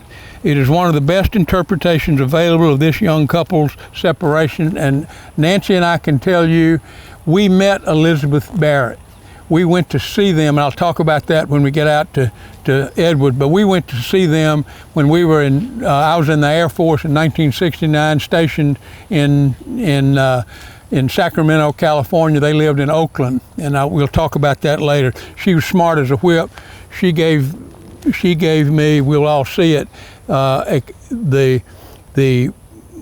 July 4, 1863 newspaper, the Daily Citizen of Vicksburg. It was the last edition published before the surrender, and actually they ran it up, the Yankee press ran it off, finished running the run off. It was printed on wallpaper because they'd run out of newsprint, but we'll talk about that later. But anyway, here's what she said. It is one of the best interpretations available of this young couple's separation. Don Carlos Barrett was very intelligent. He was a high-class man who lived in Vermont at one time. He practiced law in Natchez, Mississippi. There he and Lucy Walton married. She was the young daughter of a very wealthy man who had also moved there from Vermont. From what I gathered, the young couple were very happy and his legal business was fine. He evidently wanted to lead an adventurous life. My great-grandmother Lucy loved him and wanted to go with him, which he planned for her to do. Her father did not want him to leave Natchez and did his best to keep Don Carlos from going, but Don Carlos was determined to go. Finally, it reached the point where Lucy, the wife, had to choose between her husband and her father. Don Carlos, she was about 16. Don Carlos told her that he'll never come back, and he pled with her to come with him. She and her father went down to the river and were on the boat when he left. An eyewitness told of his, her daddy, Lucy's daddy, almost dragging her off the boat while she was weeping and sobbing. I judge no one knew for sure whether or not she would go with him. Her account continues. Her son, Oliver Perry, here, was born after months had gone by. Don Carlos never knew that he had a child or was expecting one. She didn't either, apparently. Later, after the separation became legal and time had elapsed, Lucy married a rich man. She and Aunt Elizabeth said a better and finer man, Richard Cordell. He was a good man and a fine man, but Aunt Elizabeth, they were prejudiced because, he ran off and left her, The Cordells had no children of their own. So Lucy Walton moves to Jackson with her father and marries a nice and wealthy planter named Richard Cordell. He's buried right here. Who owned thousands of acres, very wealthy, and she becomes Lucy Cordell. Lucy and Richard Cordell had never had any children of their own, but Mr. Cordell and little 9-year-old Oliver Barrett here come to love each other, and Mr. Cordell treats him as his son. Never adopts him, but he treats him, he was his son, and you can tell. Oliver's lifespan was during the most flourishing and representative period of the fabulous Old South.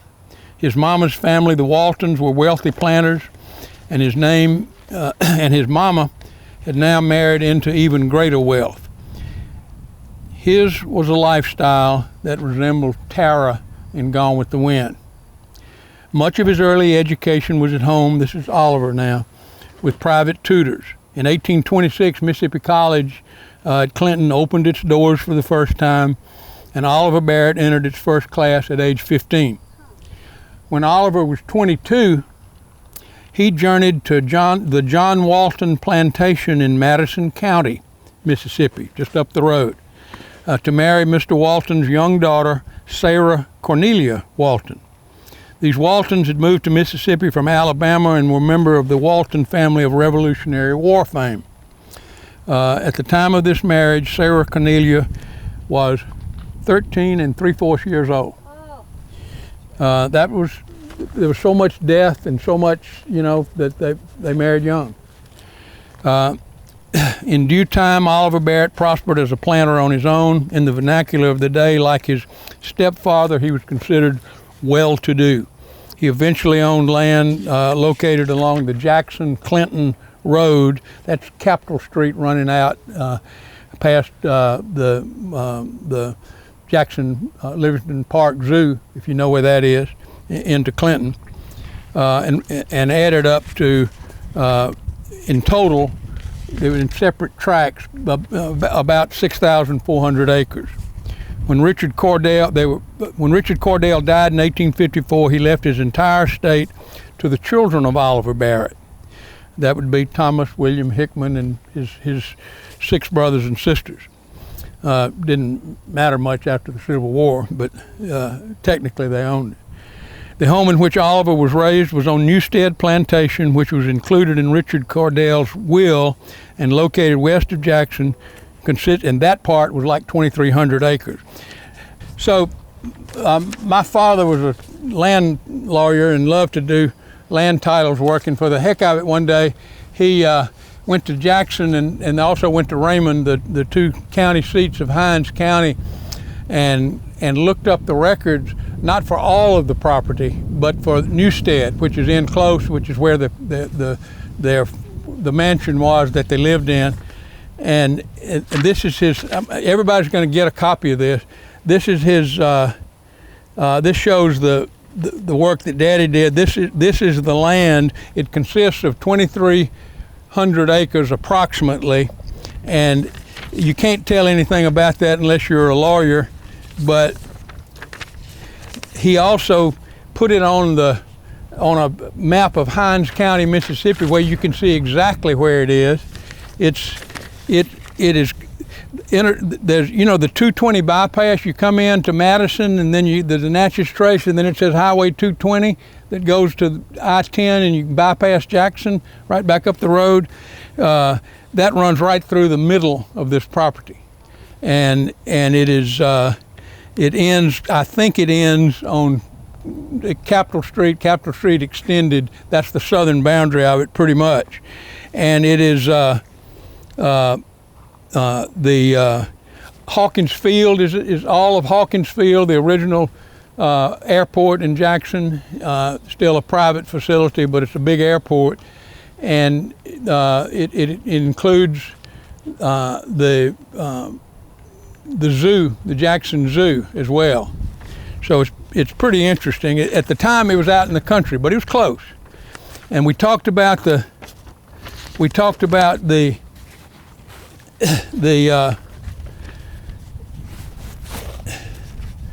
his we don't have a description of his we don't have a photograph. We'll have a description of it. I'm going to read it to you in a minute, but we have a photograph of the cottage downtown. It was on North State Street, pretty close to where the Baptist Church is now, where that overpass goes. It's on the right hand, across the street from where the Baptist Church is. This is that house. It's about 10,000 square feet. And that was just a little cabin that they had. They were, Daddy put this together. It said, this is the Oliver Barrett Townhouse, State and College Streets, Jackson, Mississippi. The columns and entrance were moved to College Street, and the front yard on State Street was used for a business. This was later. It was taken on College Street in 1956, shortly before the house was demolished. So the house survived for another 100 years or so. This is Oliver Barrett. I took this is a photograph I took. There's a beautiful oil painting of him in Bill Barrett's house. Bill owns the painting. You can see the pretty frame that it's in.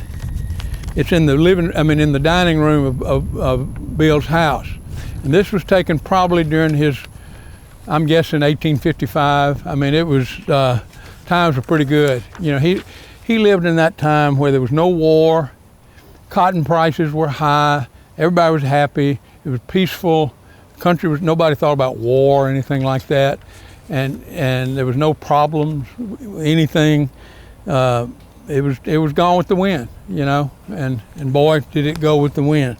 He also owned a beautiful mansion out at Newstead Plantation where I described.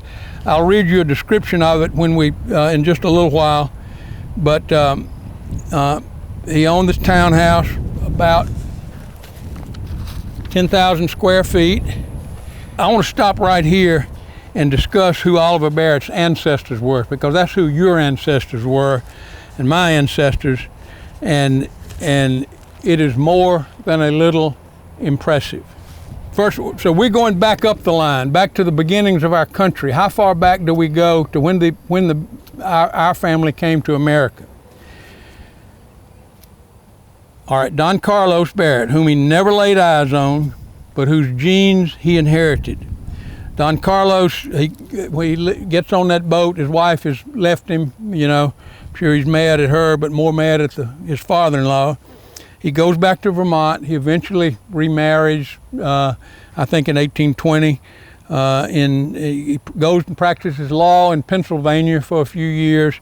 But in 1835, he's in Texas. We don't know how he got there. He's in Texas practicing law, and he is a leader in the Texas War for Independence against Mexico. He winds up being Attorney General of the Provisional Government of the Republic of Texas, and he's author of the Constitution of the Republic of Texas. This is your however many great-grandfather.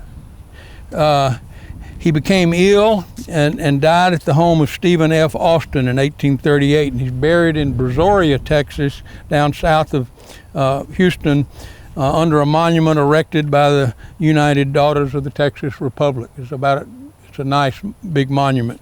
I believe some of you have seen it and told me about it. I believe Pat Jr., didn't he take y'all, Barrett and Dean? Great, yeah. And so, you know, one thing we know is Don Carlos had great intelligence to achieve this, and he had great leadership qualities to achieve this, that he passed on to Oliver Barrett in the gene pool and down to us. And that's something to be proud of and to think about. Let's keep going up the tree. I want to keep going up the tree. Now, we don't have any more graves, so earlier than this, so we want to start here. Don Carlos was the son of Jonathan Barrett II, not whom Jonathan Barrett was named. That was the dad. We'll get to that. And Elizabeth Murdoch Barrett, who married in 1788. Jonathan II was a patriot who served in the Continental Army in the American Revolution in various units, but the whole war. Back in those days, when people of substance traveled, in those days they didn't have, they didn't have Facebook for people to find out about you. They would carry a to whom it may concern letter that you would give when you got somewhere that would vouch for his good name and reputation. We have one. I'm not going to read it. I'm going to try to move a little faster. I'm not going to read it, but it was he carried this when he traveled. He moved in 1816 from one town to another, and among its signers was the governor of Vermont. Going further back up the line, Jonathan Barrett II's father was naturally Jonathan Barrett I. They really just, they probably didn't say the first, they probably didn't say senior and junior, it was probably just Jonathan Barrett and then Jonathan Barrett, but to differentiate, we're saying that. Jonathan Barrett I was born in 1731 in Hamptontown, Connecticut, and he married Sarah Haskell in 1750 and had the son Jonathan II, from whom we descend. Let's keep going. I'm headed somewhere. Jonathan, the first wife, was Mary Haskell, who was the daughter of John Haskell II and Mary Squire. They married in 1699. Now, going back, John Haskell II was the son of John Haskell Sr. and a lady named Patience Soule, S-O-U-L-E, and they had gotten married in 1666. You know, like that name, that sounds like a pilgrim almost, you know, one of those names they would give them with the virtues. Patience Soleil, John Haskell's wife, was the daughter of George Soleil and Mary Bucket, who married in 1626. George Soleil came to America on the Mayflower in 1620 and was one of the 41 signers of the Mayflower Compact, the first document establishing a free government run by its citizens in the Western world, and is considered one of the most important documents in American history. The Mayflower Compact was an iconic document in the history of America, written and signed aboard the Mayflower on November 11, 1620, while still anchored in Provincetown Harbor in Massachusetts. Plymouth Rock is just right there. And it has become one of the most historic documents in American history. It was published in London in 1622, and its authors added a preamble to clarify its meaning. It was thought good that there should be an association and agreement that we should combine together in one body, and to submit such government and submit to such government and governors as we should by common consent agree to make and choose. That was unheard of. That's telling the king to go stick it, and it's telling the Archbishop of Canterbury, or whoever it was that ran the Church of England, and that's really to go stick it. They wanted to worship God in their own, they worshiped Jesus Christ in their own way. And 41 men signed the compact. The signatories, you remember these names maybe from Longfellow's poem about all this. William Bradford, he was the colony governor. Miles Standish, does that he'd been a soldier of fortune. Is evidence he was not a member of the church, but was associated with it. He came on the Mayflower and was the colony's chief military officer, and served until his death in 1656. John Alden, remember John Alden? He married Priscilla Mullins. Remember? Miles Standish in the Longfellow poem, Miles Standish, big tough guy, told John Alden, who was just a kid, nice guy, said, go tell Priscilla Mullins that I would have her as my wife. And so he went over and told Priscilla that, and Priscilla famously said, speak for yourself, John. And John took a gulp and said, will you marry me? And she said yes. That's part of the romantic poem, Longfellow's poem. And George Soleil, here, all this is off Wikipedia. George Soleil arrived from London as a servant to Edward Winslow, who was another signer, but he was a free man. He was an indentured servant, not a slave. An indentured servant is somebody that wants to do something but he doesn't have any money, and the guy says, I'll pay the money, but you got to work for me for 5 years, 6 years, whatever the deal was. And that was how he got to America. That's how badly he wanted to be here.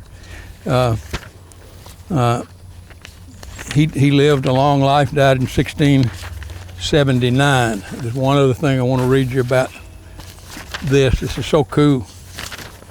Well, maybe I don't want to read it to you. I can't find it. It's what it was. It talks about what George Soleil, the things he did at the Plymouth at the colony. He volunteered for the military. He served on many juries. He was awarded. Apparently, they said everybody owns the land until the government gives it out. And at one point, they gave him a peach orchard. Another place, they gave him and his wife a field for their cows or something. It was really cool how it showed how the government worked, but it showed he was an integral part of it. And so that is something they've got these societies that you can. To be in the Mayflower Compact Society is pretty cool, and all of y'all are eligible to do that.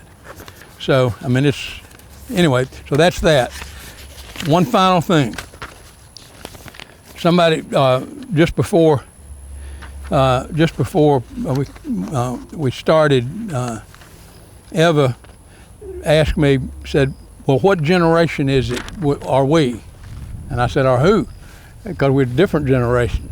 But here's, I'll say it this way. We'll say Pat Jr. Pat Barrett Jr., well, Laura and Patrick and Jonathan are one generation. Their father is Pat Jr., their grandfather is Pat Sr., their great-grandfather is W.O. Barrett from Lexington that we talked about, being such an entrepreneur. Did I say great-grandfather? So their great-great-great-grandfather is Thomas Hickman Williams Barrett. His father is Oliver Perry Barrett. His father is Don Carlos Barrett. His father is Jonathan Barrett II. Whose mother is Sarah Haskell, whose father was John Haskell II, whose father was John Haskell, who married Patience Soule, who was the daughter of George Soule. And there you have it. It's solid. It is a solid line. There's no guessing. The records are there. It's the coolest thing. For me, George Soule, all right, George Soule is my 8th great-grandfather. You got it? Patience Soule is the 7th great-grandmother. John Haskell, the 2nd, is the 6th great-grandmother, father. 5th great-grandmother is Sarah Haskell. 4th great-grandfather Jonathan Barrett II. 3rd great Don Carlos. 2nd great Oliver Perry. Great-grandfather Thomas Hickman Williams Barrett. Grandfather William O. Barrett, Oliver Barrett. Father Pat Montgomery Barrett. Son me. Grandson Richard Lawson, and so forth. And Mary and or Lawson, let's say Mary and Beckett. All right. Okay. So that is that, and we are ready to go. I want to say one thing that I told some of y'all. That little cemetery, little gravestone over there, that is Mary Watts. That is the first wife of Thomas Hickman Williams, who we're going to see out at Edwards right now. And he had a second wife. She had 3 children by them, and that's where we came from, through Mary. So she is she would be my great-grandmother. And she's in a direct line. But she was buried here because she died young. He was a young man. They were out at Edwards. There was no cemetery out there at the time. But by the time the second wife died in 1915, there were a lot of Barretts that were already buried in this little churchyard cemetery, and that's where she was buried. So we're now at the last stop on the Great Barrett Family Heritage Tour. We're at a little cemetery out in the country near Edwards, Mississippi, at the tombstone and gravesite of Thomas Hickman Williams Barrett, the son of Oliver Barrett, who is my great-grandfather and all of our common ancestor. T.H.W. Barrett was named for a close friend of his dad, Oliver Barrett, by that name. He never liked having 4 names, and nobody called him by 4 names. Everybody called him Tom, and so that's what we're going to call him the rest of the afternoon.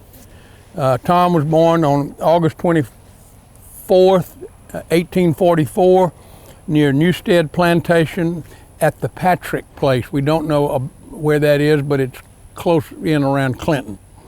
He married twice, first to Mary Watts on August 20, 1867. Remember, we saw the little small gravestone there, and had 4 children by her, one of whom being William Oliver Barrett, my grandfather, our grandfather and great-grandfather, whom we talked about in Lexington this morning. Mary died in January of 1873. She was a young woman near Jackson, and that's where that's the reason she's buried in the cemetery. This cemetery probably wasn't here then, or the Barretts had no connection with it, and so that's where she was buried. Tom, the next year, married her sister Elizabeth Cannon Watts, who bore him 11 children. Elizabeth died in Edwards on October 9, 1915. This is her grave marker right next to Tom's.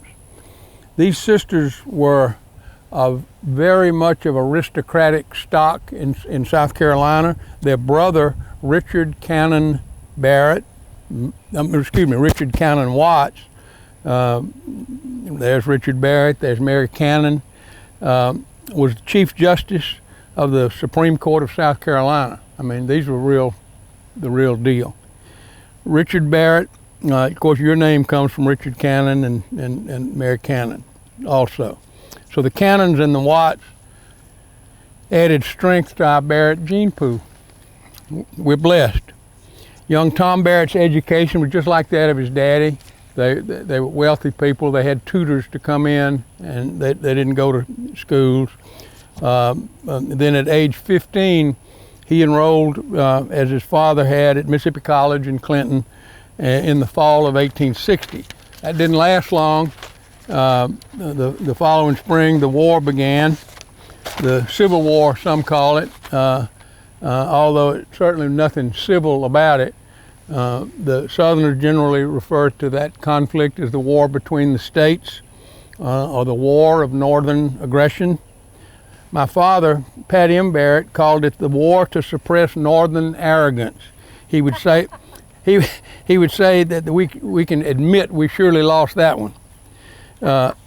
When war erupted, students at Mississippi College formed their own company, the Mississippi College Rifles, just like the University Grays were formed at the University of Mississippi. Exact same thing. And Tom joined that, although he was just barely 16 years old. At this point, the Confederate Army would not accept anybody under 18 years old absent parental approval. And his mother, Lucy Walton Barrett, she wasn't thinking about it. She refused to give it. The family lore says that the night before the Mississippi College Rifles were shipping out, they'd go to Corinth and muster into the Confederate Army and then be sworn in and shipped to Virginia. That night that Tom slipped out of his bed, opened the bedroom window, and joined his fellow students as cadets in the Mississippi College Rifles. And anyway, whether that's true or not, we think it is. But he was there in Corinth on May 29, 1861, and was sworn in as a private in the Confederate Army. We've got those papers. They'll be in your packet showing that. He got there, lucky dog, he got there just in time to be in the thick of the first battle of Manassas, a resounding Confederate victory. About a year later, in September of 1862, don't know exact circumstances. There's family lore about that. They say they saw him without his shirt on and realized how young he must be. That may be true, but it doesn't matter.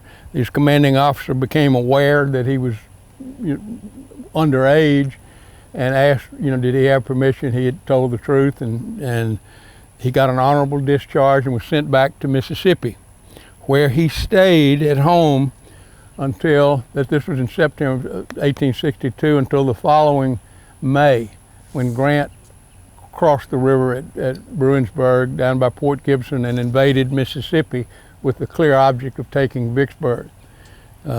He told his mama, don't make me run away from home again. She said she wouldn't. So Oliver Barrett was dead? He was dead. He died in 1858. And Lucy, and we'll get into that just a little bit, Lucy was a good, she was a tough businesswoman. She was smart. She ran that business. I mean, she ran that plantation. She continued to run it. They live here in Edward or live in Jack Clinton? They lived at Newstead. And this was owned, there was property at Edwards, part of the 6,400 acres, but a relatively small and unimportant part of it. But anyway,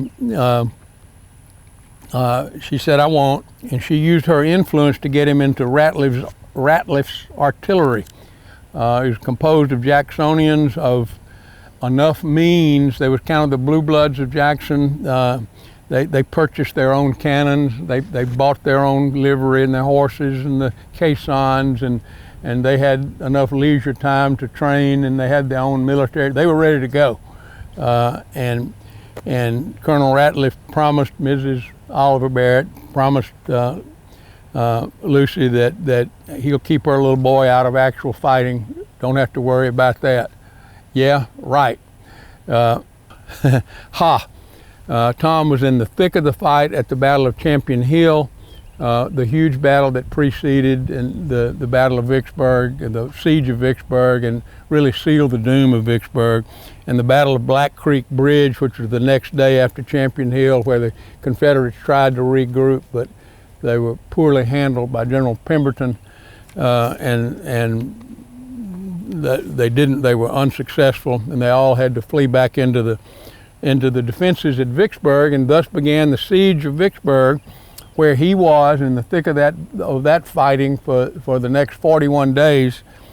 And he was captured when Vicksburg surrendered on the 4th of July, 1863, paroled, and stayed with his unit when it reformed as soon as they got out of sight of the Yankees, about 2 miles out of Vicksburg. And he continued to fight until the end of the war. We may get into it a little bit, but there was a lot of fighting around Newstead, but that was in 1864. Once the Yankees took Vicksburg, they didn't. I always had the idea that they controlled Mississippi. You know, they didn't. They didn't control anything. They went into Jackson. They burned it. You know, they'd burn Sherman was around. They'd burn every little corn crib they could. You know, but then they moved on, and they were in Vicksburg, and that was it. They wanted to control the Mississippi River. Anything on the Big Black was under the control of the Confederates within 2 months after the Battle of Vicksburg, and Tom served in units mostly that protected that line. If they came across that, you know, if they would raid Jackson or something like that, then, you know, it was their job to keep them out, and they were fairly successful at it. But there's one thing he left with at the time of the surrender. He had a copy of the last edition of the Daily Citizen, published on July 4, 1863, but it was set the previous day, or maybe 2 days before, by the Confederates, and then the Yankees, you know, broke into the newspaper and saw it there, you know, where they'd rolling it off. They'd run out of newsprint and were doing it on wallpaper, and they printed up a bunch of those, and had put a little gloating note down in the corner of it. And he wound up with one of those out of Vicksburg. When Nancy and I went, and Richard may not remember it, he was 5 months old. But when I went in the Air Force, I was stationed in Sacramento, California, Navigator Training School. I generally had my weekends off.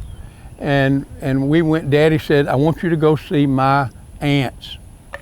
And it was 3 of them, and one of them was Elizabeth, that we read from this, you know, her story, and she was sharp as a tack, and I mean really sharp, and I believe everything she said. And she said, would you like to look at some of Papa's things? Sure. And in there was this newspaper. It was just about to fall apart. Couldn't believe it. Now, I've got it here so y'all can see it tonight or in the morning if you want to. I just couldn't believe it. And she said, you can have it if you want it. Yes, ma'am. And as soon as I got off, had a few hours free time the next week, I put on my uniform, you know, best uniform I had, and went downtown to Sacramento. It was the state capital of California, so I went to the state archives and asked to see the head of the archives department. And I sat there a couple of hours, and I said, what you think, I've got to report back to duty, do you think I'll be able to see him? No, I don't. Said he doesn't have time to see everybody that comes walking in off the street. What do you want to see him about anyway? And I showed it to her, and she said, "Oh my Lord, don't leave." You know, she runs back there and gets him, and he comes out, he's straightening his tie, and they were very excited. They said, "We know of 2 others." He was a real historian. He said, "We know of 2 others of these. There was actually 5 or 6 that are still extant." And he said, he asked me, what do you want to do with it? And I said, "I'd like to have it restored, and that's really what I want done." And he said, I said, "I'm willing to pay for it." How much will it cost? He said, "It depends on whether you're a citizen of California or not." I said, "What's the difference in price?" I said, "If you're not a citizen of California, we'll do it because it's important. But we'll have to charge you what it costs us, and it'll cost, I don't know, maybe $3,000. We remove all the things they do." And said, if I said, "What about the other way?" $2. Oh my goodness. I said, "As Ronald Reagan is my governor, I'm a citizen of California. I declare myself a citizen of California. It costs $2, and I have it here." To tell what happened after the fall of Vicksburg, we go to a wonderful article in the June 1956 edition. I showed it to you a little while ago, of American Heritage Magazine. Each of you is going to have a copy of this article in the packet of information that I'm going to give everybody that's here. Let's look at it now. I only have time for a few excerpts. Give me 3 minutes just to give you a flavor of this thing. You can all read it, but read the whole thing yourself. It's by Cornelia Barrett Ligon. That's Tom's sister. And she wrote it probably in the 1920s, but it was published in 1956. When the South seceded from the Union in 1860, I, Cornelia Barrett Ligon, was a child of Dixie in my early teens. At the close of the war in 1865, I was a woman. I'd lived 1,000 years in 5. I can see the battles raging, the dead and dying, because it happened, battles, we'll get into that right on Newstead. The dead and dying, and most terrible of all, the wounded and maimed who lived to die 100 deaths. My father, Oliver Barrett, died in 1857. He left his family a large estate, plantations, a town home, and other real estate in Jackson, Negroes, and gold. My mother possessed a remarkable amount of executive ability for a Southern woman, and when father died, she spent most of her time on the plantation 5 miles from Jackson, which was the hub of the estate. That's Newstead. She had well-trained overseers, and things moved on fairly well under her management until the war came. Newstead was the name of our plantation, though frequently it was referred to as the Barrett Plantation. Newstead was a typical home of the early days. Now, we don't have a picture, but we've got a word picture here. The rooms were large, with wide halls that ran 4 ways. The ceilings were high, and the windows reached the floor. The huge white columns supporting the front gallery stood out like sentinels guarding the entrance. The banquet hall could comfortably accommodate 50 or more guests. Large fireplaces in every room readily took 6-foot logs. To the right of the house was a guest house of 2 large rooms. On the left, there was an office building where officials of the plantation transacted their business and kept records. All buildings were painted white, while the window blinds were a dark green. A long, low brick and glass greenhouse rambled down near a white picket fence that enclosed the yard. Here, the rarest of plants blossomed the year round. The house servants' quarters were well to the rear of the home, as well as was the smokehouse, where delicious ham, sausage, and bacon were cured. Stables and barn were far removed from the dwelling places, and the Negro quarters were quite a piece down a lane which led to the cotton fields. Their quarters were a miniature residential section within themselves. With the call to arms, every Southern white man volunteered. All of our overseers joined the army, and soon followed the exodus of most of the slaves. With the coming of battles on our own soil, bedlam reigned. In 1863, also 1864, the Federal Army moved repeatedly across the area between Jackson and Vicksburg and repeatedly visited Newstead. When my mother would hear of the Federals' approach, she would send to Clinton, which was 5 miles from the plantation, for Sister Lucy and me. At first, she would send one of our fine carriages, drawn by 2 of the most beautiful horses the South could produce. Later, when all of her fine horses were confiscated by the Yankees, she was compelled to send a little Negro with a wobbly old horse and a mule. I would ride the mule, much to the merriment of my school chums. Sister Kate was not in good health, and once when news came that a raid was approaching, Mother went to see about her. The Yankees came sooner than was expected. I was left in the care of an old Negro servant, and when I looked out the front yard and saw a cavalry squadron riding into the beautiful flower beds, I was frightened. On seeing me, the captain rode up to our front steps with a civil greeting. I told him how sorry my mother would be about the destruction of her flowers and asked him to spare what was left of them. He immediately gave orders, and the soldiers rode onto the walks and driveways. Then the captain dismounted and came to where I was standing on the gallery. He asked me many questions in a gentlemanly manner. I was shy and reticent, and he saw that I did not know the answers. Finally, he asked me to give him something to read, and I gave him a little Bible. He then gave orders to his men, and they rode away without any further destruction. But later in the day, other cavalry appeared, overflowing both yard and a 30-acre lawn on which the house faced. Everywhere I looked, I could see Yankee soldiers. Of course, our yard and lawn were ruined. They did not attempt to enter the house, and in the meantime, Mother returned, walking. She had left in a carriage, but some Yankees took it away from her before she reached home. When the drive to capture Vicksburg was beginning, my brother Thomas, that's Thomas Hickman Williams, buried right here, and a number of his close friends and relatives were in Withers' Regiment of Artillery. That's Withers' Regiment, but Ratliff's Battery.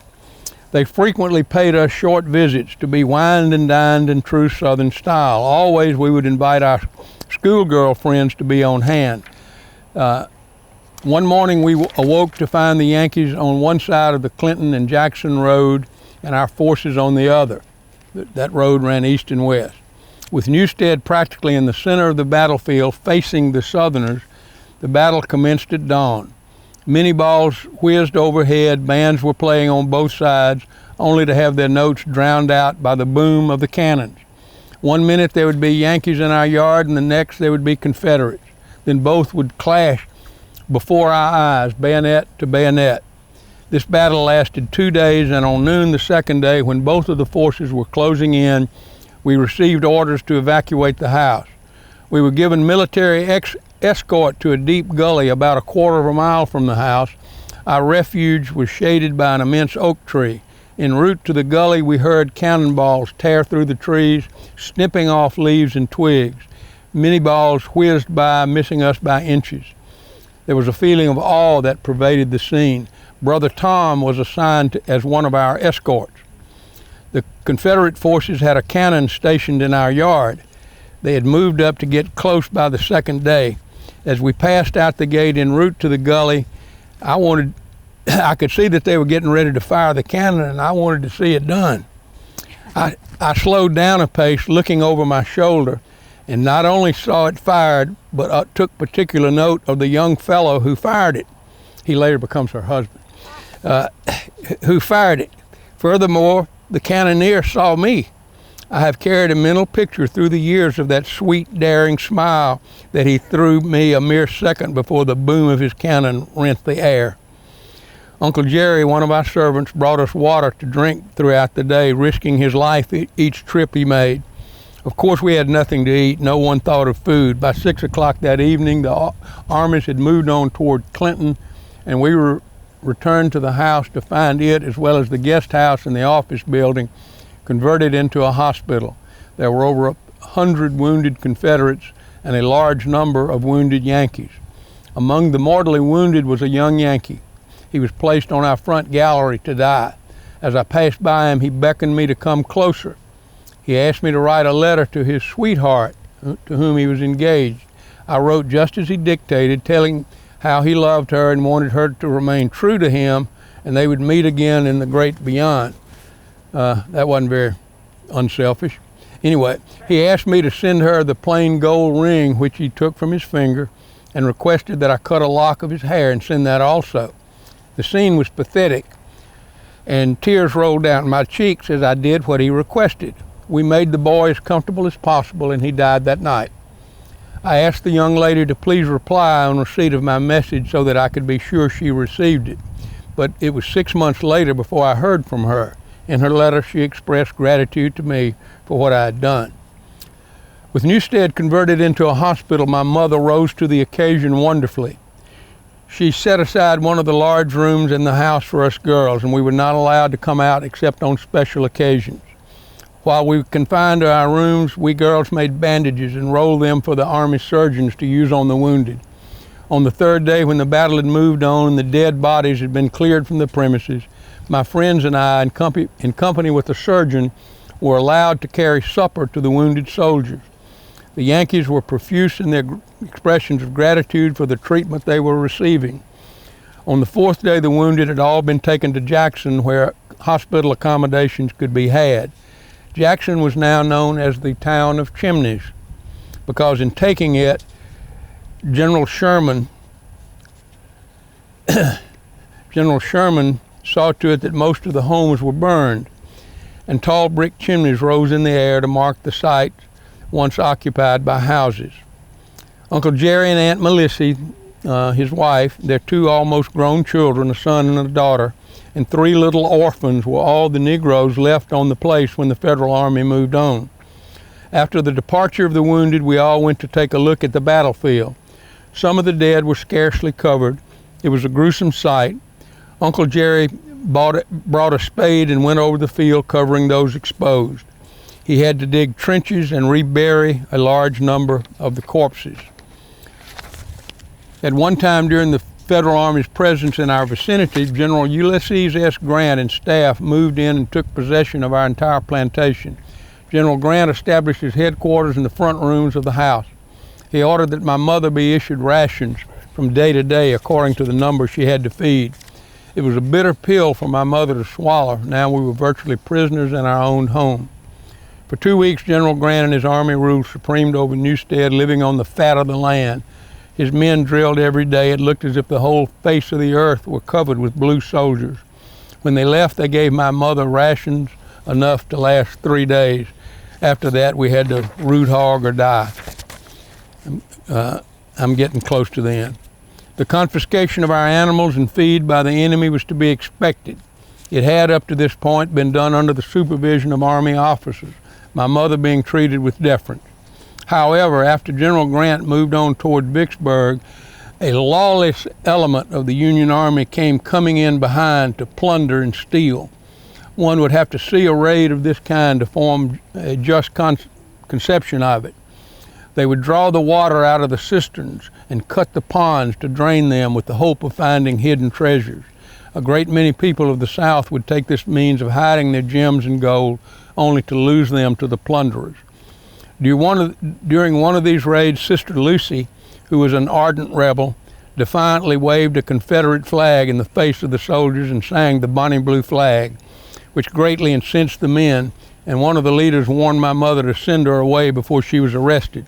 The next day, Lucy was sent to South Carolina, where she would be safe for the time with relatives. If it hadn't been for Uncle Jerry and Aunt Melissy, I do not know what would have become of us. It was like magic the way they made food appear. With the abandonment of crops, all effort was turned to growing food for the table. The woods close by still held wildlife.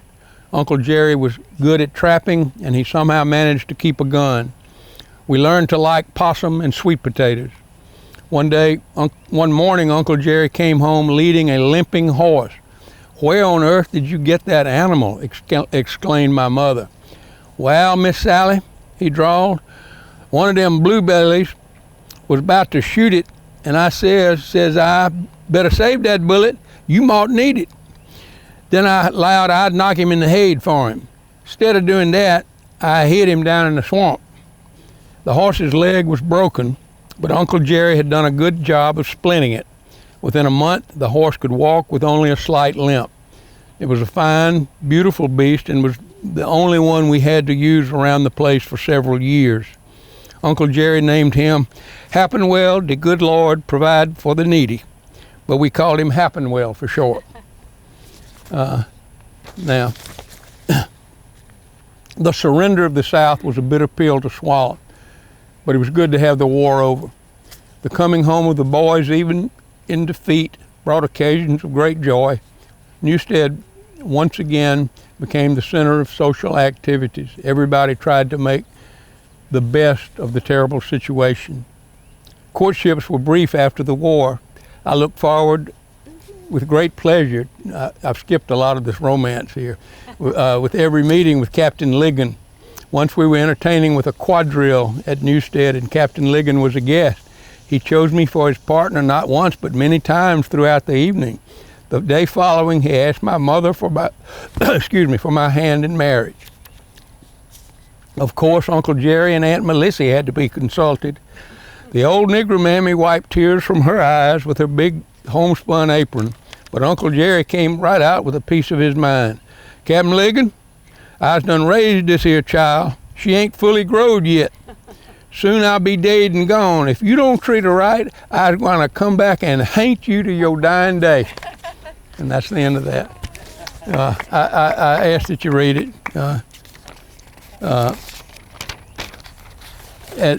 Courtships were brief for Tom too. We got 15 minutes. Courtships were brief for Tom too. As I said earlier, he had married and moved out to Edwards out here in this area on a bit of family land that they owned and made their life here. Tom ran a general store, merchandise store in town, was elected mayor for several terms and also served several terms as Justice of the Peace. And his later years was known affectionately in this part of the county as Judge Edwards. As I said, Tom and Mary had 3 children together. I said 4, one of them died. When he remarried Mary's sister Elizabeth, they had an additional 11 children. Here's a photo, and you'll have a copy of this photo. This is it's a great photograph of this is Tom, the ex-soldier, with his wife Elizabeth next to him, and this is my grandfather. This is Will Barrett, William Olive W.O. Barrett in 1890, before he ever left to come to Lexington. There were in this group were Elizabeth Barrett that we've talked about that we went to see. Aunt Ara is also in this picture, and Aunt Elaine was in this picture. We met all of them. They moved to Oakland, California. They never married. They were involved. They were teachers, educators in Oakland, and I'm sure they must have been good ones. But they never married. Others went out there. Don Carlos, another brother of Tom, went out there. He became known as Mr. Stanford University. He was chairman of the Board of Regents. He was Stanford University for a long time. I mean, he did a lot for it. Jim Barrett, James Cannon Barrett, we met him. He brought, when we ate supper with him and spent the night with him, he came over and brought his wife who'd had a stroke and she couldn't talk or anything, but she was that mignon. And he was delightful. He had come out there and become a civil engineer and was the civil engineer, chief civil engineer for the city of Oakland. So he had done very well. Richard Watts Barrett was an attorney with Don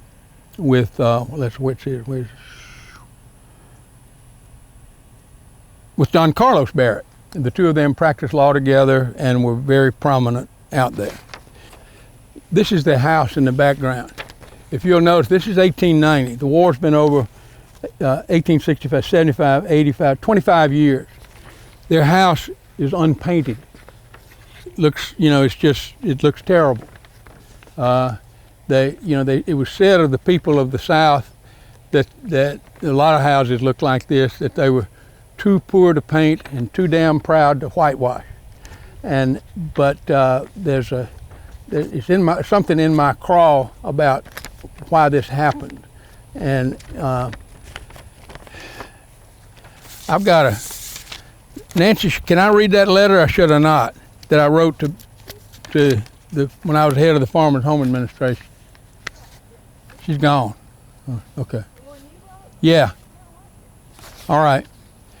In 1984, I was the I was appointed by President Reagan I was the head of the Farmers Home Administration in Mississippi. It's a large bank that it's the lender of last resort to small farmers and to people. They had a housing program for people to buy houses. We got an allotment of about $30 million a year, and that's about what we always had spent. I saw in the rules that we could do exactly what we were supposed to do and get a lot more than that, but it wouldn't be political. The Yankees wouldn't like it, but there was 60 days at the end of the time that everybody had to turn in what they hadn't spent, and anybody could use it. It sounds fair. So I asked Senator Cochran, who was a good friend, and told him what my plan was, and he said, which was to have all these loans ready to go, and as soon as the money was free, to just pour it on them. And we wound up getting $335 million. And I got two people fussed at me about it. The national administrator, Mr. Schuman, wanted to know, what in the world was I doing? And I had a buddy that was the head of the Farmers Home in Wisconsin, and he said that the North pays the taxes and the South spends the money. Yeah. So I took 2 days off, and I went to the library in Jackson, and I did some research, and I wrote Mr. Schuman a letter. I knew I was leaving anyway. And so here's that letter, but the reason I'm reading this is that if you listen, it explains why we were poor, why Granddaddy Barrett didn't have any money, when he came here, why he had to scrap, and beg for, to get a loan at high interest rates, to survive. And so here we go. Dear Mr. Schuman, October 38, 1984.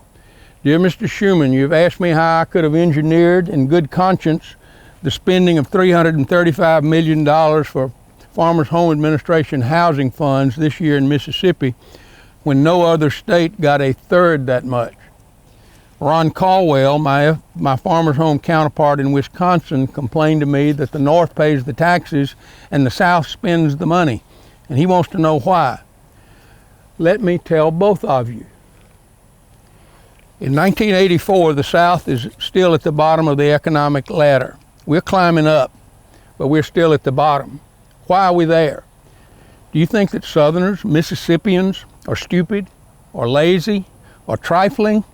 Do we have some defect of intellect, of character, of soul, which has doomed us to second-class citizenship? Don't kid yourself. In 1861, the South was prosperous and happy. Civilization flourished here as nowhere else on this continent. And then we were invaded and overwhelmed by the Northern Union with its limitless supplies of men and armaments. The devastation, death, and destruction heaped on us is elsewhere unknown in the history of warfare. People nowadays can't conceive of the scope of the devastation.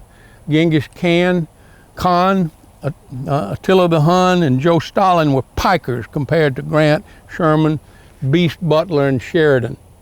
The South in 1865 resembled the landscape of the moon. Pillaged farms, burned out homes, rubble and ashes where cities had stood, torn up railways, bankrupt financial institutions. The Yankees left nothing. In Mississippi, the total property valuation was $4.5 billion in 1860. In 1865, just $1 billion was left, primarily being the value of the raw land, and the Yankee carpetbaggers soon took that. In Mississippi alone, over 6 million acres of land were taken at tax sales right after the war. What happened to the people of the South, Mr. Schuman? Let's look at the men. In Mississippi in 1861, there were some 70,000 white men between the ages of 18 and 45. Yet 78,000 Mississippians enlisted in the Army of the Confederacy. Of that 78,000, fully 1/4 were killed. Killed at Shiloh, Vicksburg, Chickamauga, Manassas, Cold Harbor, and 1,000 little places you never heard of. Killed always doing the same thing, defending their families, their farms, their homes against the northern invaders. Tens of thousands more were disabled for life. Only a relatively few were physically unscathed. In 1866, 1/2 of the entire budget of the state of Mississippi was for the purchase of artificial limbs. Turns out it was actually about 40%, but that's still the same point. Many thinking people believe that our women suffered even more grievously than their men. Aside from the physical suffering, the insult and deprivation, aside from the personal loss of fathers, husbands, sons, and brothers, the Southern women suffered the worst hurt of all, the crucifixion of soul that came from sacrifices made in vain. An observer of Southern womanhood wrote at the time, "Weak their hearts from too much sorrow, weak their frames from want and toil, toiling where the land is reeking with the blood that soaked its soil." In short, sir, your vengeful forebears not only laid waste to the Southern landscape, they also destroyed a generation of our people. However, the foregoing war story is not the point of this letter. The war lasted 4 years. Left alone, we could have overcome that. The oppression that followed lasted until World War II, and I'm not just talking about the military occupation and misrule of Reconstruction. Those crimes are well known to any schoolboy and need not be cataloged here. Let me state the case clearly. The Northern leadership determined that the prostrate South should be kept in economic vassalage and instituted an effective plan that did just that. High protective tariffs ensured fat profits for Northern manufacturers at the expense of Southern consumers. They paid us what they wanted for our raw materials, and they charged us what they wished for their finished product. Even more pernicious were the discriminatory freight rates imposed on the South. Manufacturers in the North moved their products much greater distances for much less money than could Southerners. Northerners could penetrate into the Southern market at a lower rate mile for mile than their competitors in the South had to pay for shipping similar articles within their own region. Moreover, special low rates for raw materials and agricultural supplies were arranged to facilitate their flow into Northern plants. Of course, the beneficiaries of these rates were the Northeastern manufacturer, not his potential Southern competitor, who lost whatever advantage lay in nearness to the raw materials. This economic discrimination did not end with Reconstruction. In 1887, long after the occupation troops had grudgingly been pulled back across the Mason-Dixon line, the Interstate Commerce Commission gave legal sanction to these railroad rates and classifications. As recently as 1938, Southern shippers still had to pay rates which were 39% higher than Northeastern shippers paid for the exact same services. There were other differentials that barred the way to any chance for Southern success at industrialization. The U.S. Steel Corporation took control of the Birmingham steel production and imposed on Alabama mills the system of Pittsburgh Plus. That is, the price of steel, this is what they got in, the price of steel at Pittsburgh plus the freight charge from Pittsburgh to wherever it was going to be sent. In 1909, the corporation decided Pittsburgh Plus was not sufficiently vindicative and exchanged that system for what's called the Birmingham Differential. This meant that a consumer of Alabama steel, say in Montgomery, Alabama, had to pay the price at Pittsburgh plus an extra $3 a ton plus freight. After 1920, the differential was raised to $5 a ton. In 1924, the Federal Trade Commission expressed the opinion that the steel differential, quote, is retarding not only the growth of consumers in the South, but also the producers. Of course, that was the whole idea. Thus cut off from the better paying jobs and opportunities of industrialization, the great majority of Southerners were confined to the worn grooves of a tributary economy. Some of us immigrated to other sections, but we mainly stuck to farming, mining, forestry, or some low-wage industry, whether we liked it or not. The inevitable result was further intensification of the old problems of worn-out soil, cut-over timberlands, and worked-out mines. Charles Sumner died in 1874, but his soul went marching on. You see then what a blessing the Farmers Home Housing Program has been to the South. You see why we need such help. Having been kept in an economic hole for nearly a century, we need the boost that the Farmers Home was designed to give. In light of this historical perspective, Mr. Schuman, I hope you see that the $335 million we obtained from Mississippi is quite justified. We look on it down here as a token payment on a long overdue debt. Don't you agree? Sincerely, Don Barrett, State Director. He never answered. I read it. I want y'all to understand that what happened to us. So, all right. Time to wrap it up. It is time to wrap it up. I've got a final picture to show you. This is, move that. I don't need it. Thank you. I appreciate it so much. But I still have some masculine feeling. This is Tom, our great-grandfather, Thomas Hickman William Barrett, Judge Tom Barrett.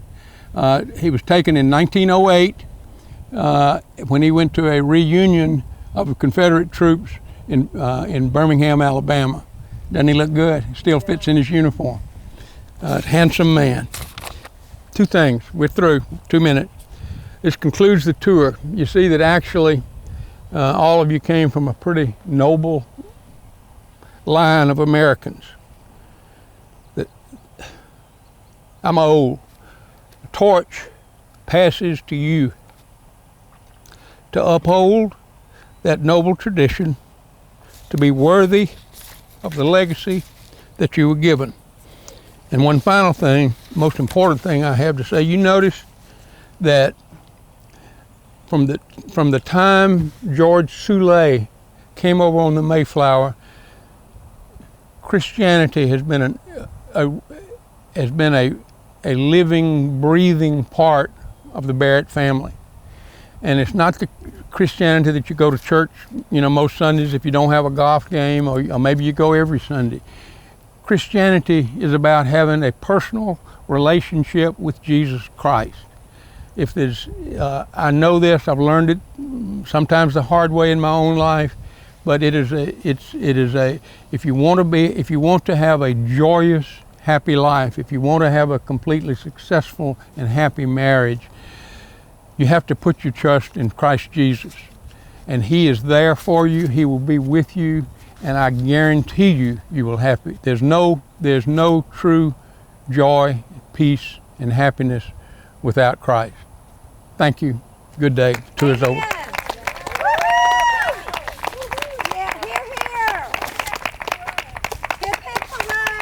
Good job, Daddy. Here, there's get you a.